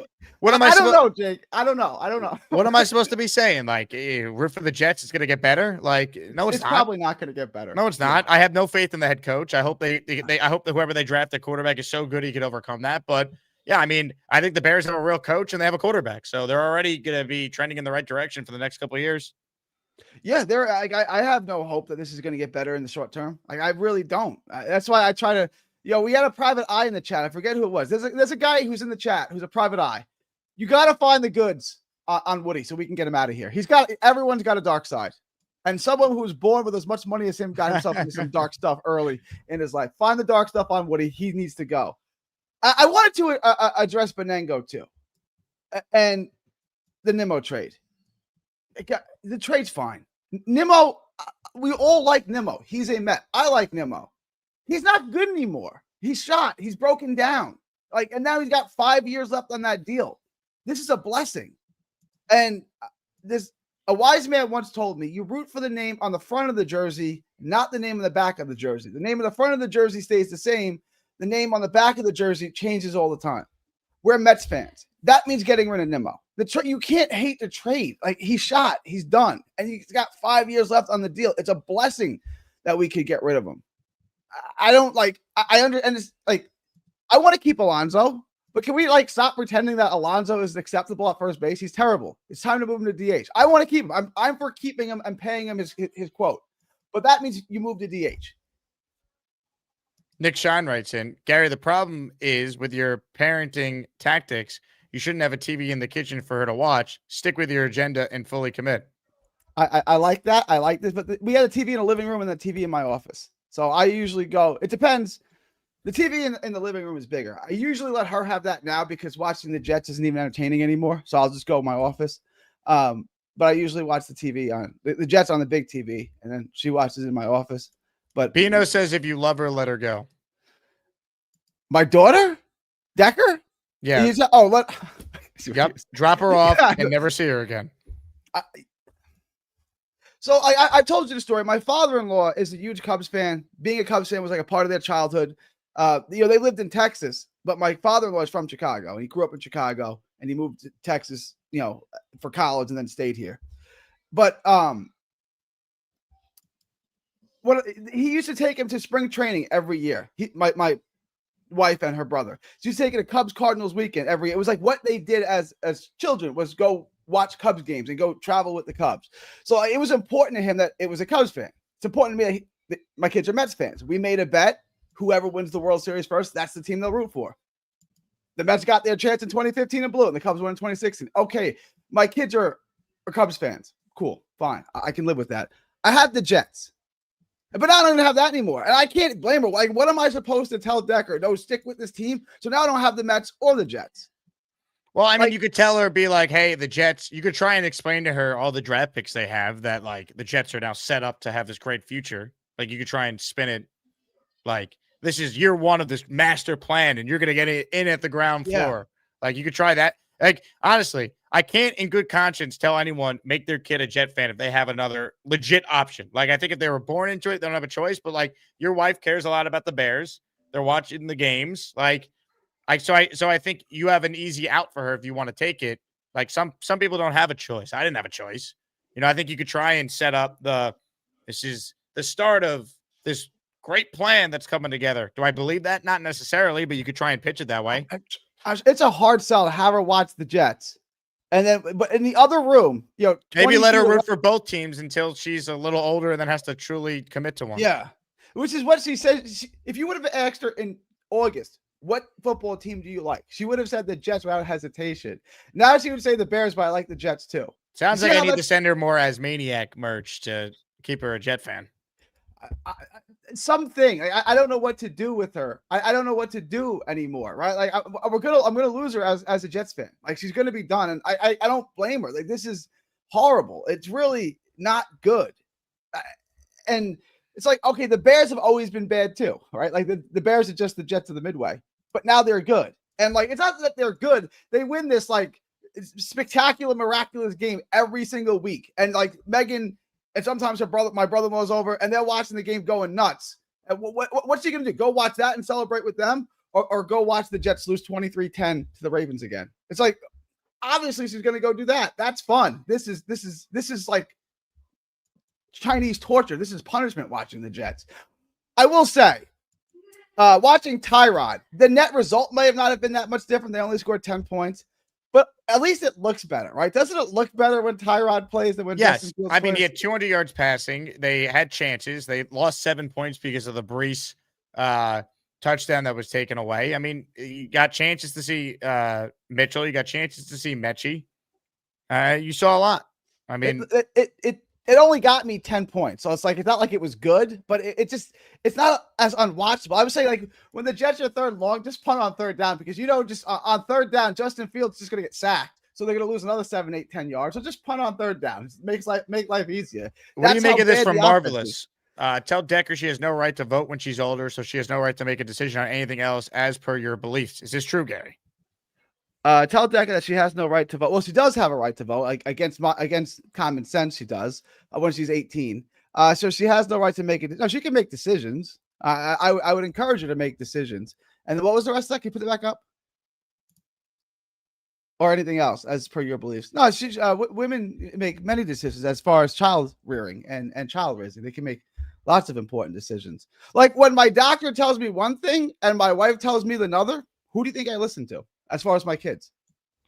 Like women can make decisions, but they can't be over men because they need men to protect their rights, right? Like women only have the rights that men allow them to have, that men give them, because men have a monopoly on force. So the man is over the woman. And I wanted to talk to Charles. Yeah, I wanted to first comment. I mean, again, if this was your girl and your girl caused you as much heartache and as much pain as the Jets caused you, would it still be your girl? The answer is no. We're more loyal to the Jets than we would be to any woman. Charles Gorman said he doesn't think he should be a number 1 seed because he's hated. Let me tell you something, Charles. Being hated is an extraordinary thing. It's a beautiful thing. It means you're saying something that resonates with people. You know what the opposite of love is? It's not hate. It's indifference. If they were indifferent towards you, it means they don't care about you. Them hating you means they do care about you. Who's the most loved player in the NBA? LeBron. Who's the most hated player in the NBA? LeBron. He's the best, right? So you're going to have a relationship. You're going to love him or hate him one way or the other. Same thing with the Yankees, right? Who's the most loved team in baseball? The Yankees. Who's the most hated team in baseball? The Yankees. Do you think that Decker will have a job before Gorman? No, I don't see why Gorman. If Gorman committed himself in 1 week to getting a job, he could get hired, right? He could. If he started applying nonstop, online, in person, he could get himself a job. It's to me, it is a matter of like motivation. Like how badly do you want a job? He doesn't want it bad enough. There's two things that cause people to react: motivation or desperation. If you're not motivated, sooner or later you will be desperate, and then desperation will kick in, and you'll be motivated to get a job, right? So it's motivation or desperation. He's not desperate enough. It's what it is. But if he wanted to get a job, he could get a job. I Boss think he could Girl get a job says, relatively easily. I'm letting my 7-year-old son listen to this quote loser. Now teach him what kind of a man not to grow up to be like. Okay, that's and look at the name, Boss Girl. Oh boy, yeah. You must be a pleasure. You must be a lot of fun. Her name is Boss Girl. You don't like being bossed around by women? Women can't be over men. It's an unnatural dynamic. It doesn't work. Women need men for protection and provisioning. A woman can't be over a man. A man needs to be over a woman. It's the natural order of things. God over man, man over woman, woman over children. That's the natural order of things.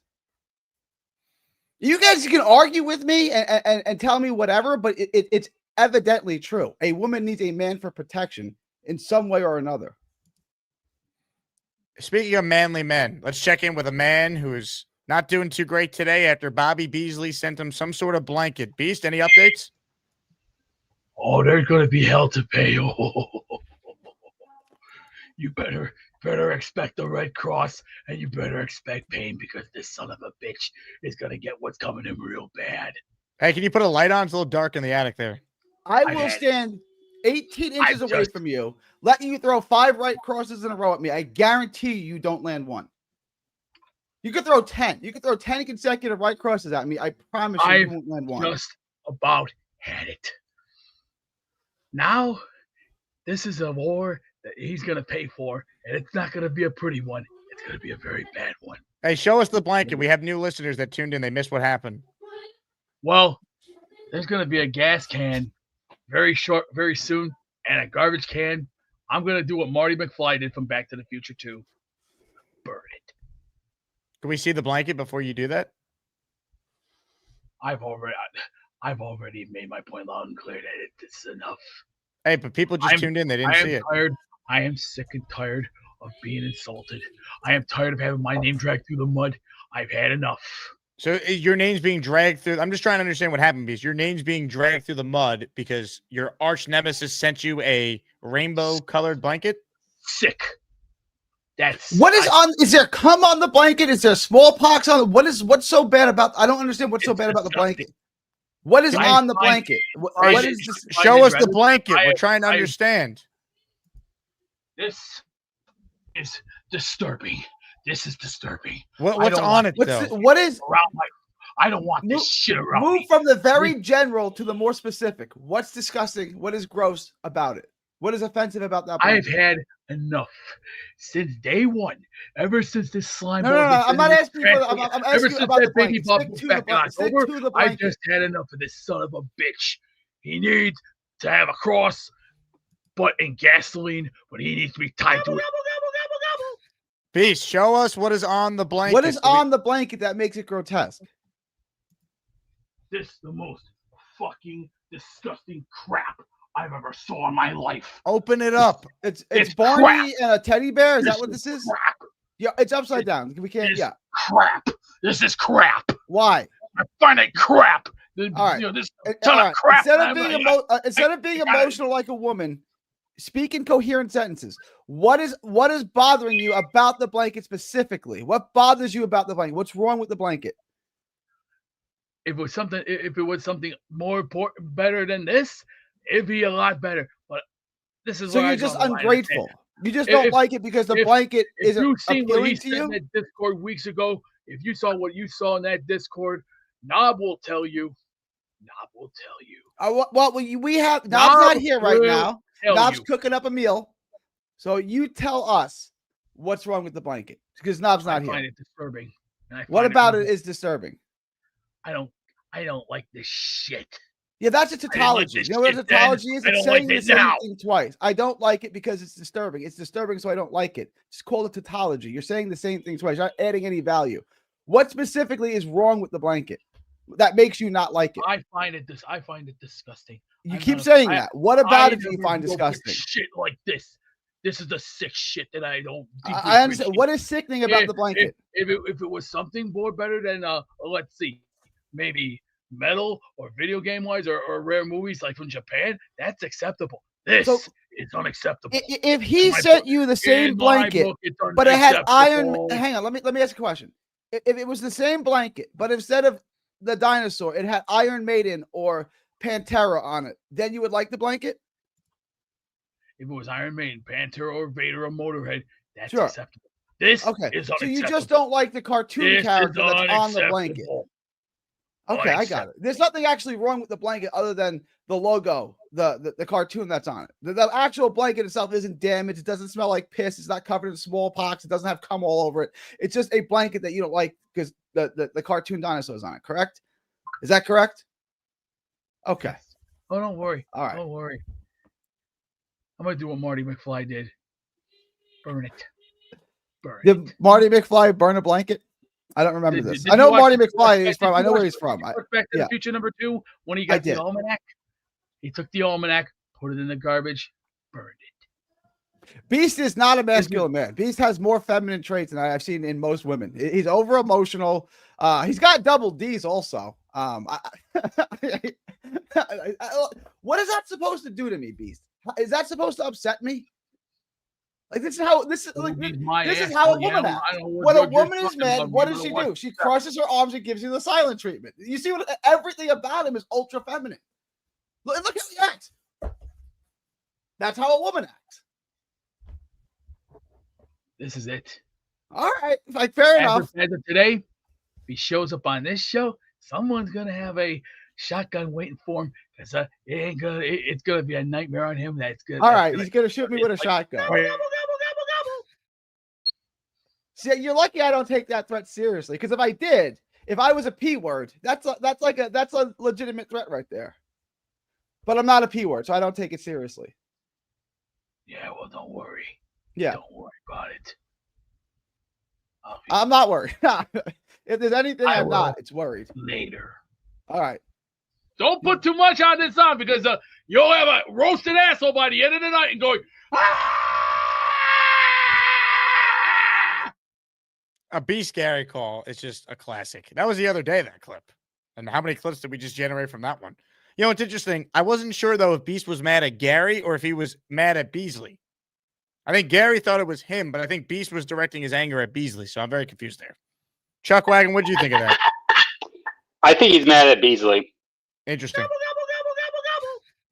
All right, back to your show. This is a Jet show, after all. Quick super chat, though, from Big Fella. It says, Beast, do not burn the blanket. The big Santa is coming, but he can't deliver presents to jail when you get brought in for arson. Give it to a child. Yeah, Beast, give that Barney blanket to a child. You'll make their day during the holiday season. Ladies and gentlemen, more of your calls right now. I almost went to this guy before I realized, wait a second. He's got a brand new intro. Hit it. I'm Black Gypsy. I'm here to set all you delusional Jets fans straight. Your takes make me wanna punch you in the face or kick you in the crotch. When this team sucks, they suck. I'm Black Gypsy. I'm Black Gypsy. I'm Black Gypsy. I'm Black Gypsy.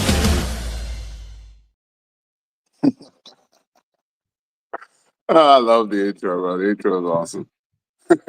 I think yours and the Rob from Glenhead are two of the best intros we've had recently. Chuck Wagon's very good too. Yeah, I like Chuck Wagons too. So after listening to Gary and Beast, it's hilarious. I don't even come back to football after that. All right, so I had a question, right? How long does it take to evaluate a rookie quarterback? To be fair, probably at least 25-ish starts or so. All right, in a season.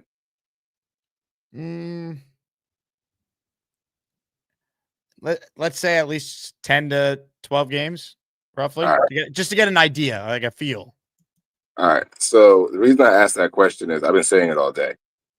What's the reason to play old Tyrod at this moment of point? And you're going to say evaluation, but yep. So can we not evaluate with Cook? Well, I think the big thing would be they clearly don't think Cook is able to run the offense. So that's the answer I wanted to hear. If we're going to get a rookie next year, right? Yep. And this team is already shot this year. There's no reason to actually play Tyrod. Like, we have a rookie on the squad right now.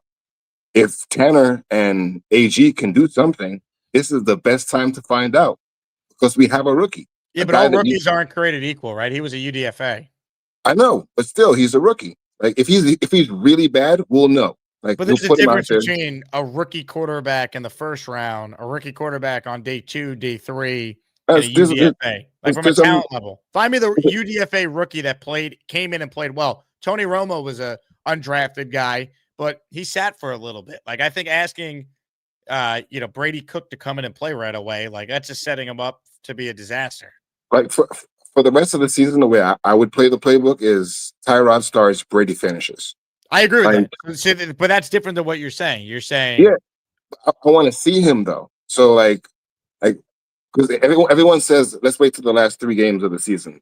In 3 games, you can find out nothing about a quarterback. Really, you can find out maybe he can throw unless the ball. He's completely overwhelmed. Like, I knew right away Bryce Petty sucked.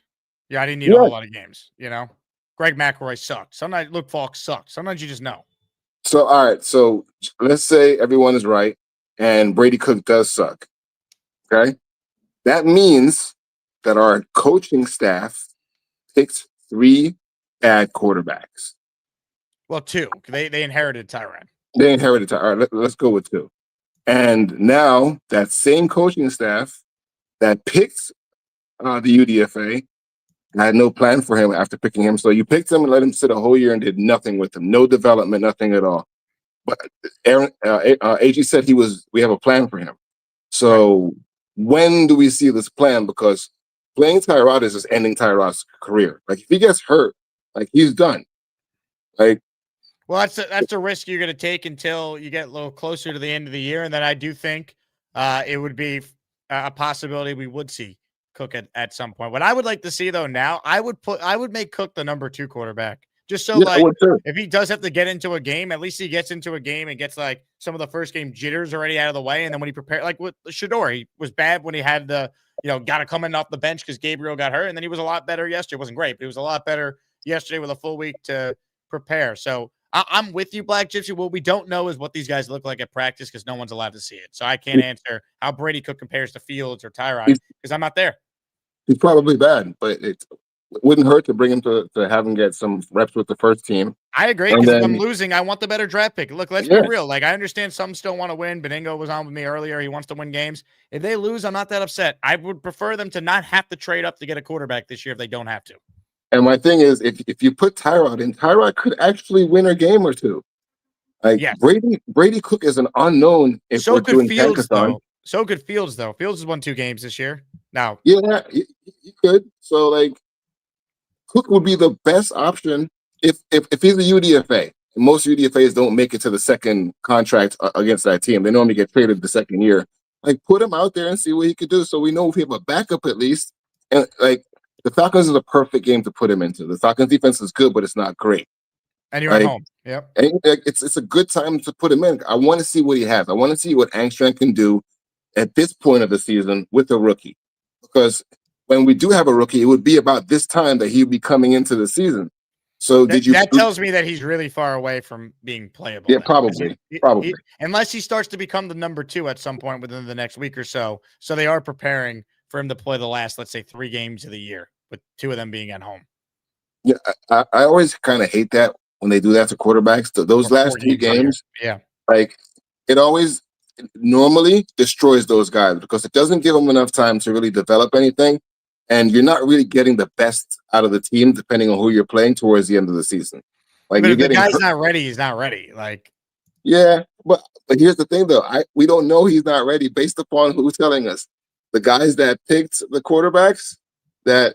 That's true. That's true. If you don't trust their evaluation, I mean, exactly. Like you picked him, so why is he not ready? There was no development done when you got him. Like you just got him and then threw him in the third and gave him no reps, and now you're stuck to. It's interesting at this point. Like I was thinking about it. What could Glenn do for me to really be on board with him, with the team being bad and them slowly improving? I need to see him call the defense. I need to believe in him for some reason that is about football. Because watching him without a play sheet, it's just for some reason it annoys me as him being a Jet not calling plays. Like I want to see him call the defense. I want to see him take over a part of the team so we feel like we're being led by a Jet. Well, I think the Wilkes fall guy thing is still in play here. Like I think he'll be gone. Glenn will hire someone else, and we're not going to see Glenn call the defense. I was screaming for this earlier in the year when they were, on pace to allow the most points in franchise history. Like, what's Aaron Glenn doing during the week? Be more involved in your unit that's supposed to be your area of expertise. Like you would think maybe he has, like, because we're throwing a lot of dirt on his name. But would you be more happy if AG took over running a defense, or he hired a defensive coordinator next year as a Jet fan? Which would make you believe in him more? If he took over the defense personally, because I mean, D'Amico Ryans calls the plays in Houston, for example. Yeah. Like that, and who's talked about this? I think Chris Sims has talked about this during his weekly on the K Show, which is a great segment. It's like, do what got you the job, man. Like so many times these head coaches, like they want to be CEO of the whole team, and it's like, man, like play to your strengths. You get the other stuff figured out, but play to your strengths. Like you're an expert defensive guy. Play to that. The Jets defense this year has been a huge reason why they only have 2 wins. His defense in Detroit wasn't great. It was mid. They forced turnovers. But they forced plays. Exactly. But they forced turnovers. So if you're the guy that did that, let's see you do that. Like that would, if our offense sucks and our defense is really good, it gives us something to be like, yo, our team has a dope ass defense. It's something to be happy about. That was my thing with Saleh. He was not a great head coach, but when people would just knock him constantly, it's like he won 7 games and at least he was great with his side of the ball. Like we can't dispute that Saleh was a really good defensive coach. Again, that's all I got. I just want to see something from him to give me more belief other than just words. Like it would be great if he could show us something other than him saying that we're getting less penalties and the guys are playing hard for him. Like that's unfortunately the only positives you could point to with Glenn right now. They have cut down on the penalties. They still commit some of the most brutal ones at the worst times, like yesterday. And they are playing for him, like which it's the bare minimum. But yeah, I mean, look, if you're asking me if Aaron Glenn has done a good job overall this year, they're 2-9, and he thought they were going to be clearly a lot better. Yeah, and now they're trying. He's trying to spin it like this is now like a rebuild. That's what you do when you're 2-9. You point to the positive guys that are going to be here. They took this team very similar to the team a year ago and thought that they'd be able to coach the existing players and basically be better because of their coaching. And that hasn't happened. So they either weren't coaching them properly or they misevaluated their own talent. Neither are good. Hopefully they learn from whatever mistakes they made and they could correct it going into year 2, because I don't think Glenn's going anywhere. No, I don't think he's going anywhere either. That's why I said I want something to believe in. Give us something as Jets fans to believe in, because Muji can do an amazing job and get the greatest players. But if we don't know how to coach them and our scheme is like stupid and they're not understanding, it won't matter. Like, So that's what I want to see what we do with the rest of the year. We played a little bit better yesterday. Wilkes actually, that was the best defensive game Wilkes called yesterday. He called more zone yesterday than he Yeah, has. he did. Yeah, he did. On third down, he changed it up a little bit, but still They just don't sucked. force turnovers, man. Like the defense wasn't horrible yesterday, but again, if you're going to win as a 2-touchdown underdog on the road, you're not winning unless you win the turnover battle. When do the Jets make a game-changing play like what Dallas was able to do yesterday in their win, like what the Lions were able to do to spearhead their comeback? Like all these defenses around the league make the big play to get their team back in it or help them win a game. The Jets, like the New England yesterday, had a huge pick six. Like that, the Jets never make the play, and they're not even close to making the big game-changing interception or come up with the fumble. They have the lowest fumble recovery percentage in the NFL, and they have just now broken an NFL record for most games in a row without an interception. It's insane. And what's bad about Wilkes is he's predictable. So once you get used to him, by the third quarter, Lamar got used to him and started doing what he needed to do. It's just outdated. His defense is outdated. Like it comes where it's the old guy's time to kind of do something else, and it's a new regime. A younger guy needs to take over defense, or AG needs to take over defense, because the schemes are just different now. Like the good teams are shifting their defensive lines right before the snaps. They're doing things that are innovative. Wilkes is doing something that's already been done, so you kind of know what to do against it. So it is what it is. Yeah, I mean, look, he's had a long career, but I would get a fresh voice for that unit for next year. It's time for something new. Black Gypsy, excellent call. By the way, were you the one who sent Beast that blanket that upset him? It was not me. It was not me. I would never. Ladies and gentlemen, the great Black Gypsy. Beast thinks it was Beasley who sent him the blanket. I don't know. Maybe this guy sent him the blanket. Did you do it, Jordan? Nah, I never did it. That was funny as hell, though. That and the Gorman part was funny as hell. That had me in tears. But one of the things that I wanted to talk about was the quarterback. Well, the turnover thing. The reason why we can never make a turnover in a big time is because we don't have the talent to do it. We don't have game-changing talent to do it on edge rusher, defensive back, linebacker, nothing at any three level. We changed we traded away our game-changing talent and Sauce Gardner and Quentin Williams, and they still couldn't even do it. So when they were here, they weren't making any plays, though. That's the thing. That's what I'm saying, though. Even when they were here, they still weren't even making turnovers or making big plays when we needed them to. I think there's a talent issue, clearly, and it's also a schematic issue. I think it's a combination. I agree with that, too. I think the scheme on this defense is terrible right now. And Wilkes doesn't put these guys in the best position to win, and to make plays, or they don't teach, stripping the ball out when guys are going for the goal line, or be in this position and read the QB's eyes and then jet over here for a pick, whatever the case is. But another thing too is I don't think it's a smart idea to just push all of our chips to the table right now for a quarterback in this draft. Like if it falls their way, yes, but like Will said this morning, like what if Mendoza has a horrible game against Ohio State, or he gets to the playoffs and he shits the bed? Then what is everybody going to say now? That's my thing with the quarterback and the top and getting the first pick for the quarterback. Like I just feel it's just too much of a risk, especially with the history of number one overall picks not even being that good to begin with. So and we all don't even have that much faith in the coaching staff anyway to build this guy the right way, or teach this guy the right way to make us a winning team. So it's like the quarterback can help us, but also it can also go far left like it has before in the past. You got to get the right quarterback and just surround him with as much talent as possible. They have all the resources to put that quarterback in a spot where he's walking into a good O-line, number one receiver, some other weapons, like running game. Just overdo it with what that quarterback needs to have a chance and hope that you can get the most out of him. That's it. And if they can't coach that guy up, you're going to keep picking until you get another one, because none of it matters till they do. I just feel like, I feel like we do need the quarterback, but if they don't feel Mendoza's a guy, I feel like there are good enough, competent quarterbacks in the second round that they could get. Who? Well, we don't know who's coming out or not yet, but pick the guy you like. They just I like the kid from USC, Jordan Mayava. I think he could be a good second round quarterback. I think the kid from Tennessee, I forget his name right now. I think he would be decent. I think John Mateer would be okay. Like, there's a few guys that I think are decent enough to come in and be competent quarterbacks. As It's long as it's they get a quarterback that is, a first round guy or early second, if you want to do like the right. Geno, I'm Jalen not Hurts, going.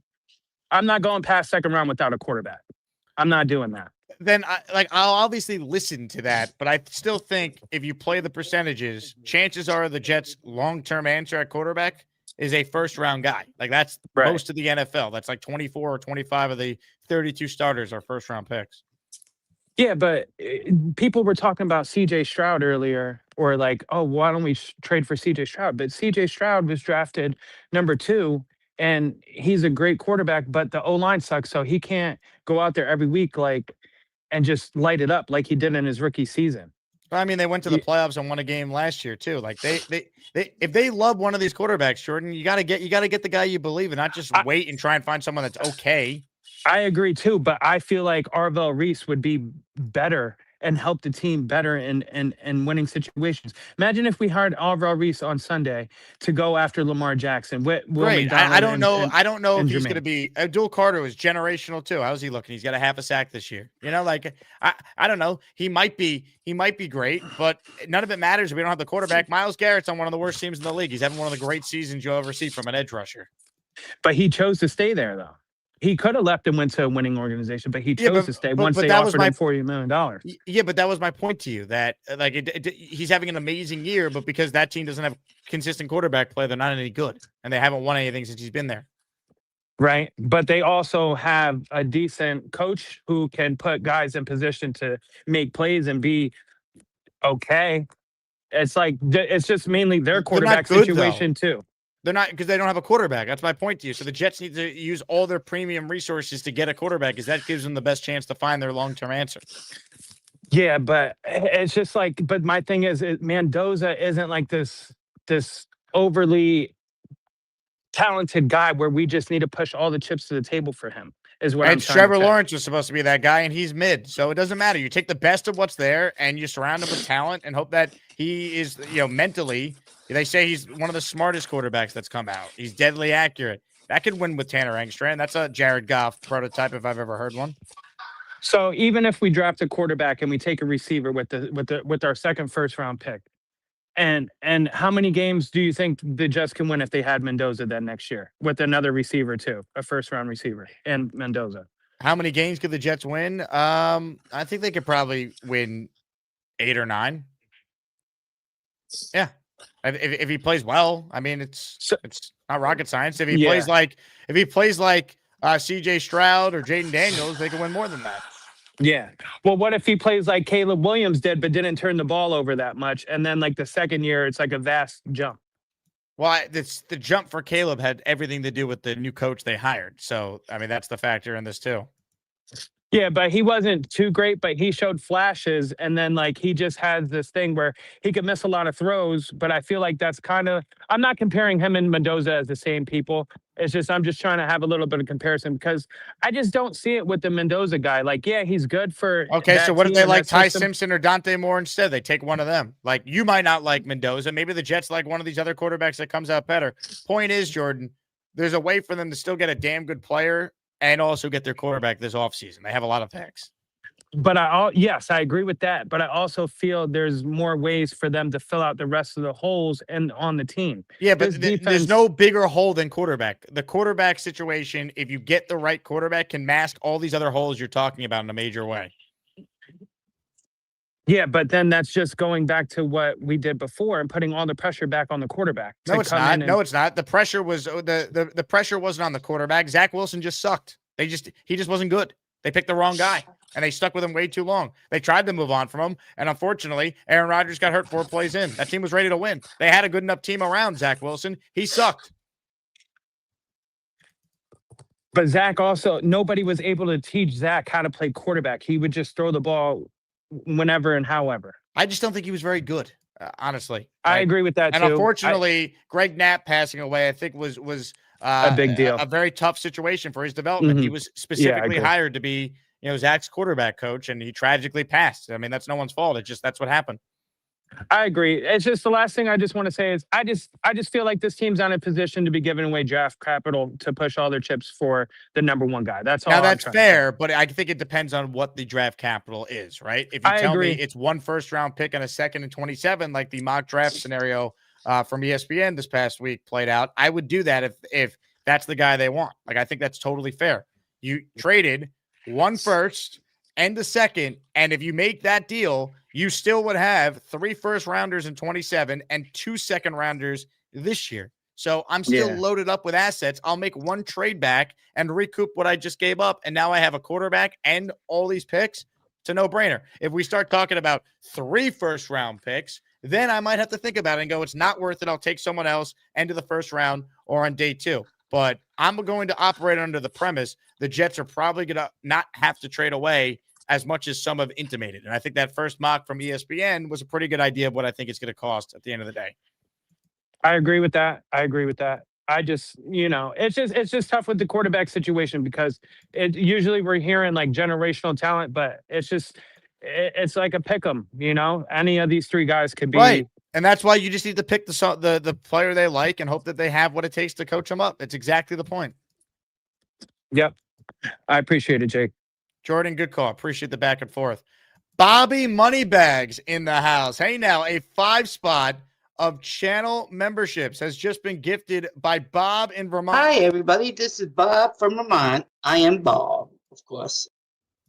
See, Bobby is a content creator himself, and YouTube paid out over the weekend. So Bobby is making it rain with copious amounts of memberships for the people. Boom. Thank you, Bob. If you got a membership from Bobby, thank him. I got some super chats that I missed. StreamYard is not auto-saving the super chat, so I had to manually go look. So I apologize for being super delayed on this one. But Kyle Clifton had a super chat, and I can't find it now. God damn it. Sean says, put Mechie on all my bets, easiest bets this year. Mechie has been good. Kyle, I'm trying to find your super chat. I got to manually pull it up on my other screen here. He wrote in, who's the better franchise center, Saturday or Mangold? Answer carefully, Charles. Damn it. Next time Charles is on, I'll ask. And I missed that, Kyle. I'm sorry. The super chats were not loading in the normal spot. NY Jets Florida Ted says, Bobby spending Addy money. Bobby has lent his channel for the Addy program. Also, I think Yeti is mad at me. He referred to me as a dork. Hey, dork, let me know when you got Beast on so I can finish my point. You still out there, Yeti? He also wrote, beef stew, keep discussing whatever you want. I gave the recipe. It's not a discussion, but you got 10 months to fill with content. Good luck. I think Yeti was on drugs when he called in this morning. He was talking about some sort of like beef stew recipe he was putting together, and he got mad that he didn't get to finish the entire recipe. I don't know. Yet, if you want to call in and tell us about your beef stew, feel free. If not, I will continue the show, and I'll be okay without you. But I'd love to hear from you. Maybe you can give some cooking advice to the Chuck Wagon. Hey. Hey. Had to come back upstairs because now I got to make hot dogs for the girls who are coming home from dance. You going to show us some sausage? No, hot dogs. Oh. Keep us posted, Chuck Wagon. All right, last chance to get in if you want in on the jersey raffle. And tomorrow is the weekly raffle, so we got 3 prizes. Make sure you enter. Last chance to enter for that is this show. Wayne Corbett signed football. Armand Membu signed jersey. And a Nick Mangold signed football are the prizes. Bino says, my 11-year-old daughter is all Jets with me. My 10-year-old daughter defected to the Steelers. Tough. Mike says, my son didn't have a choice. He's 2. Yep, sometimes you're just born into it, like that kid that went viral. Mike Perez says, Kevin O'Connell looks real smarter now. It's not science, guys. I guess this is sarcastic. Yeah, I mean, it's a crapshoot, right? I mean, I think Kevin O'Connell, if he could do it over, he'd keep Sam Darnold or even Daniel Jones. I don't think McCarthy is as bad as he's played. I think he's struggling because he lacked a year of development. And it's shown. But he's been bad. That's why, like, you got to have a rookie and you got to play a rookie. You know, get the growing pains out of the way now. Beast, you there? Beast? Yeah, I had to do something to get my shit straightened out. What's wrong, Beast? Talk to me before I get to this raffle here. Dustin gave me something to think about, and we've made a big decision to make. I made a big decision. Who's Dustin? Starting next year, I'm going to erase the people from my past that I don't want anything to do with anymore. And they know who they are. Who are they? Beasley and his crew. I'm going to eliminate them from my past. They're finished. Now, how do you eliminate them? Are you putting like a mob style hit on them? No. What's going to happen is you let it fade out. You ever hear of the word fade out? Now, why are you waiting till next year? Why not just do it right now if these people bother you? Well, maybe I should. Maybe it starts. You know what? Do it right now. Start it tonight. Eliminate. Vanish. I want to cut the black. Did Tony you Soprano. ever hear? Season Did you 7 ever of The did you ever Sopranos. hear of Ninja Vanish? Did you ever hear of Ninja Vanish? No. Tatsu from Teenage Mutant Ninja Turtles 2, as he said these words: "Ninja Vanish." Watch Teenage Mutant Ninja Turtles 2. You'll see. I've watched Teenage Mutant Ninja Turtles for many, many years. I grew up with that when I was a kid, and I'm gonna do the next best thing and just say, you know what? It's time. New era, new beginning, new start. And now let's look to the future. Turkey Day, football, and I'll be listening into that radio show. I would like to call in, but I tried calling in a couple times, and one of the guys answered the phone. I was like, I wanted to talk to you live on the ESPN New York show. And what'd they say? They're like, any comments? I was like, I wanted to speak to Dr. Jake, please. Well, that's probably why they didn't put you on. They're like, you're calling for Dr. Jake. They don't know your humor. It's like working. It's like dealing with, Call in this time. Call in and say, hey, I want to talk about the Jets with the guys or with Jake if I'm solo on Friday. I'll tell you what. I'll see what I can do for you on that. But all right, since you're the 6 to 10 guy, I'll be prepared. One thing about Beast, we know he's a student of the game. He's always prepared. I missed some super chats earlier. I apologize, guys. StreamYard was not loading them. Michael had one earlier in the show. If you're still out there, defense should watch more Ravens film. They know how to get them. Can't remember not seeing a Ravens game with one. I think this is a reference when we were talking about the lack of turnovers. Yes, the Ravens are very good at coming up with turnovers, seemingly. Also, Mad Max, I got you in the raffle. I know you gifted a membership a while ago. NYJ8196 wrote earlier, I can only imagine experience what Joe Benigno was able to experience back in the 60s and 70s, having a franchise QB. I hope that time ain't too far. Yeah, I'm a little jealous of the Jet fans who are around to actually watch them win the Super Bowl and watch Namath play. I just think that's so cool.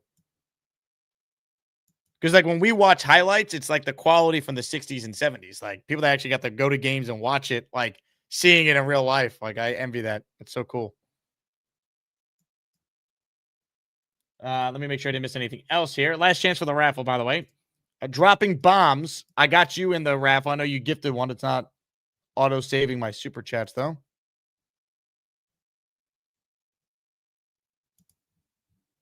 Let's see. PA says, Beast never saw one game this whole season. JD says, I'm sure Jake told the producers to not put Beast on. I definitely did not. I didn't even know Beast called in. I have no control over that. They screen the calls. I can't hear who's calling in until I see them on hold and I punch them off. I take a call from Beast. I've taken calls from Bobby and Gorman and a bunch of great Asmaniacs. I missed the Bat Fella super chat. You're right. I did. I can't even pull it up, but I could see it on my other screen here. Flatulator, you will feel the wrath of the Asmaniacs you have spurned. Love it, big fella. Big fella and I are working on something great for the community, so stay tuned. Black Gypsy has gifted a membership. Mr. Gypsy, thank you. We got you in there for one. Tomorrow on the show, we are confirmed for Sabo at 10 a.m., by the way. Now, I do have some breaking news here, potentially on what Bobby Beasley might have sent to our guy Beast. According to my sources with the FBI, this is apparently the blanket that Beasley sent. Now I'm going to go back to Beast to confirm whether or not this is true. Beast, is this true? Oh, it's been sent all right because he hides his stuff, and Dustin already told him straight off the bat. That's it for him. We're done.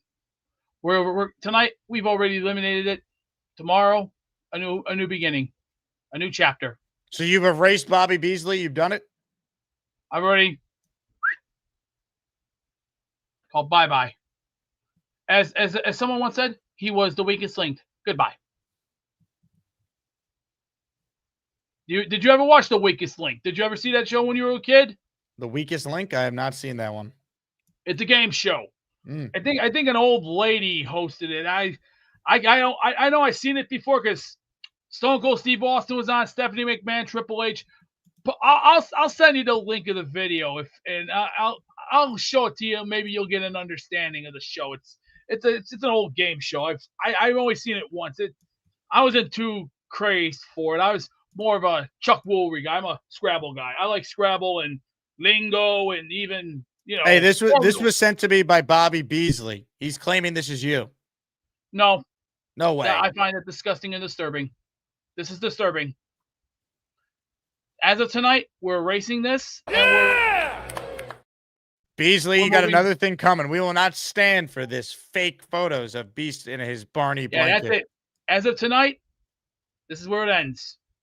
New beginning tomorrow, new chapter. Why not right now? Tonight. That's what I'm going to say. Tonight, new chapter, new beginning. At 6:48 p.m. Eastern time. Done. Are we ready for the raffle? We are almost ready for the raffle. I'm currently counting all the names.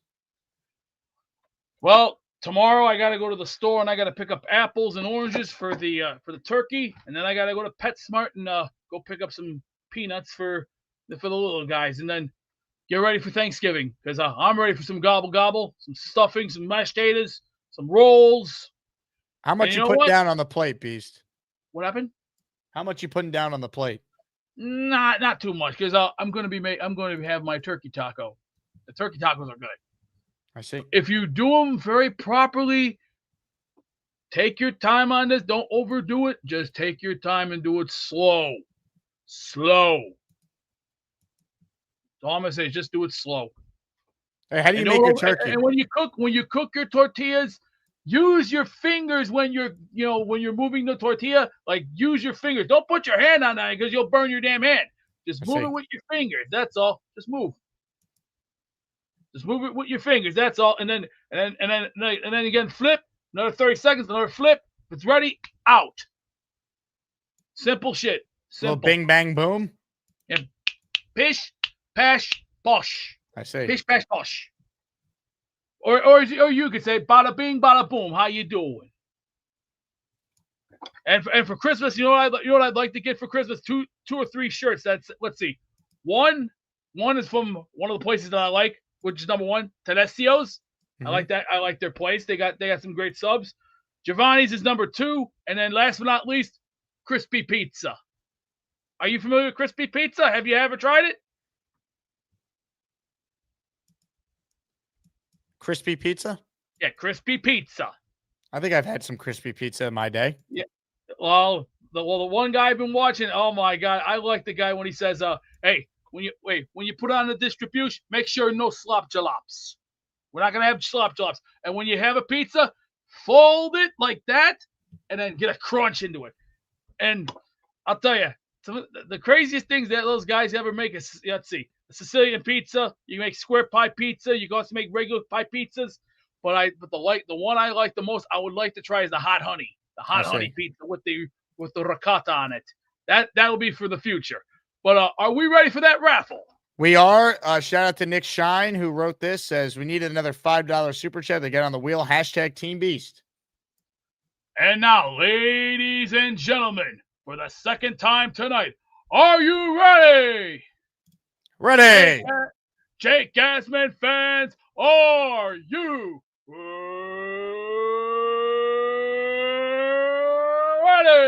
It's time to announce the winners of the weekly Asmaniac raffle. Let's spin the Jake Asman Show Wheel of Champions and find out which Asmaniac is winning an epic prize. Hey now, hey now, hey now. Well done, Beast. Excellent job. It's time to spin the Wheel of Champions, folks. We're giving away a Jets jersey. If you win, just email me, asmanjake@gmail.com. Your name, your address, the size, and the player you want it in. We're doing Jets Legends, so you don't have to worry about it going out of style. Because, God, did I not think I wouldn't need my Sauce Gardner jerseys ever again. All right. Chris B., I see that you had a super chat, too, here. He says, I'd love a chance in the raffle. Like, support, subscribe. Chris, I'll tell you what. I am going to gift the chat a membership. And I'm going to put you in. All right? So someone in the chat's going to get a membership from me. But you're going to get the recipient, Chris. Because you're here every day. You're a loyal supporter of the show. So I'm purchasing a membership and putting you in the raffle, Chris B. You are officially in there. Boom. Chris B. In for one. Ho, ho, ho, Big Cho. PBM has gifted a membership here. We're getting a late surge from the community. He says, give it to Chris B. Chris B, how about that? All of a sudden, you got 2 entries in the Asmaniac raffle from PBM and yours truly. All right. Again, only one Asmaniac can win, but we're all winners, even though we were for the Jets. Good luck to all. Your winner is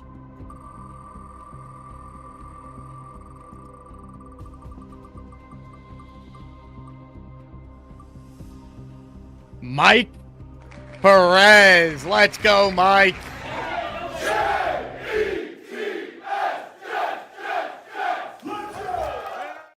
Yeah, love it, Mike. You're the man. Shoot me an email, asmanjake@gmail, and we'll make sure that we get you your winning jersey this week. We'll send it out to you. All right. Thank you, guys. Thank you to Benigno. He was on with us for the first hour. If you guys tuned in late for that. Sabo tomorrow. Will Pond was on the first show today. Really good insight from him. Will and Joe B. Both looking at the glasses half full from this game yesterday, which I find notable. So let's see if the Jets show some fight Sunday against Atlanta. I think they certainly will. But plenty still to talk about. Plenty of stuff on these quarterbacks as we go. That's where we're headed. But again, thank you to everyone who tuned in. Thanks to everyone who watched the postgame show. On the way out, let me plug my guy Gator. He just posted all the intros that you hear on the show. He updated it and gave you a little playlist on Spotify and Apple Music. Plus, it's on Gator's YouTube channel, Gator Sports. Just search that, Gator McCluskey Sports. So if you want to listen to some of the hilarious intros in the spot and all in one spot, check it out. Gator posted that over the weekend, and it's really funny to listen back to. All right. I've spoken enough today. You guys are great. Thanks for watching. As always, JETS, Jets. I will leave you with this. Hit it. Is Brock Purdy gonna run for his life on the opener? Yeah! He's gonna die. Let's go.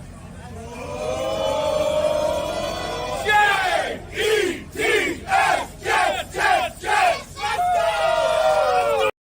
Oh yeah, the dream season we've been waiting for is happening. Now there's a gas station over here. I'm gonna go get some pizza and see if they have any butter to put on it.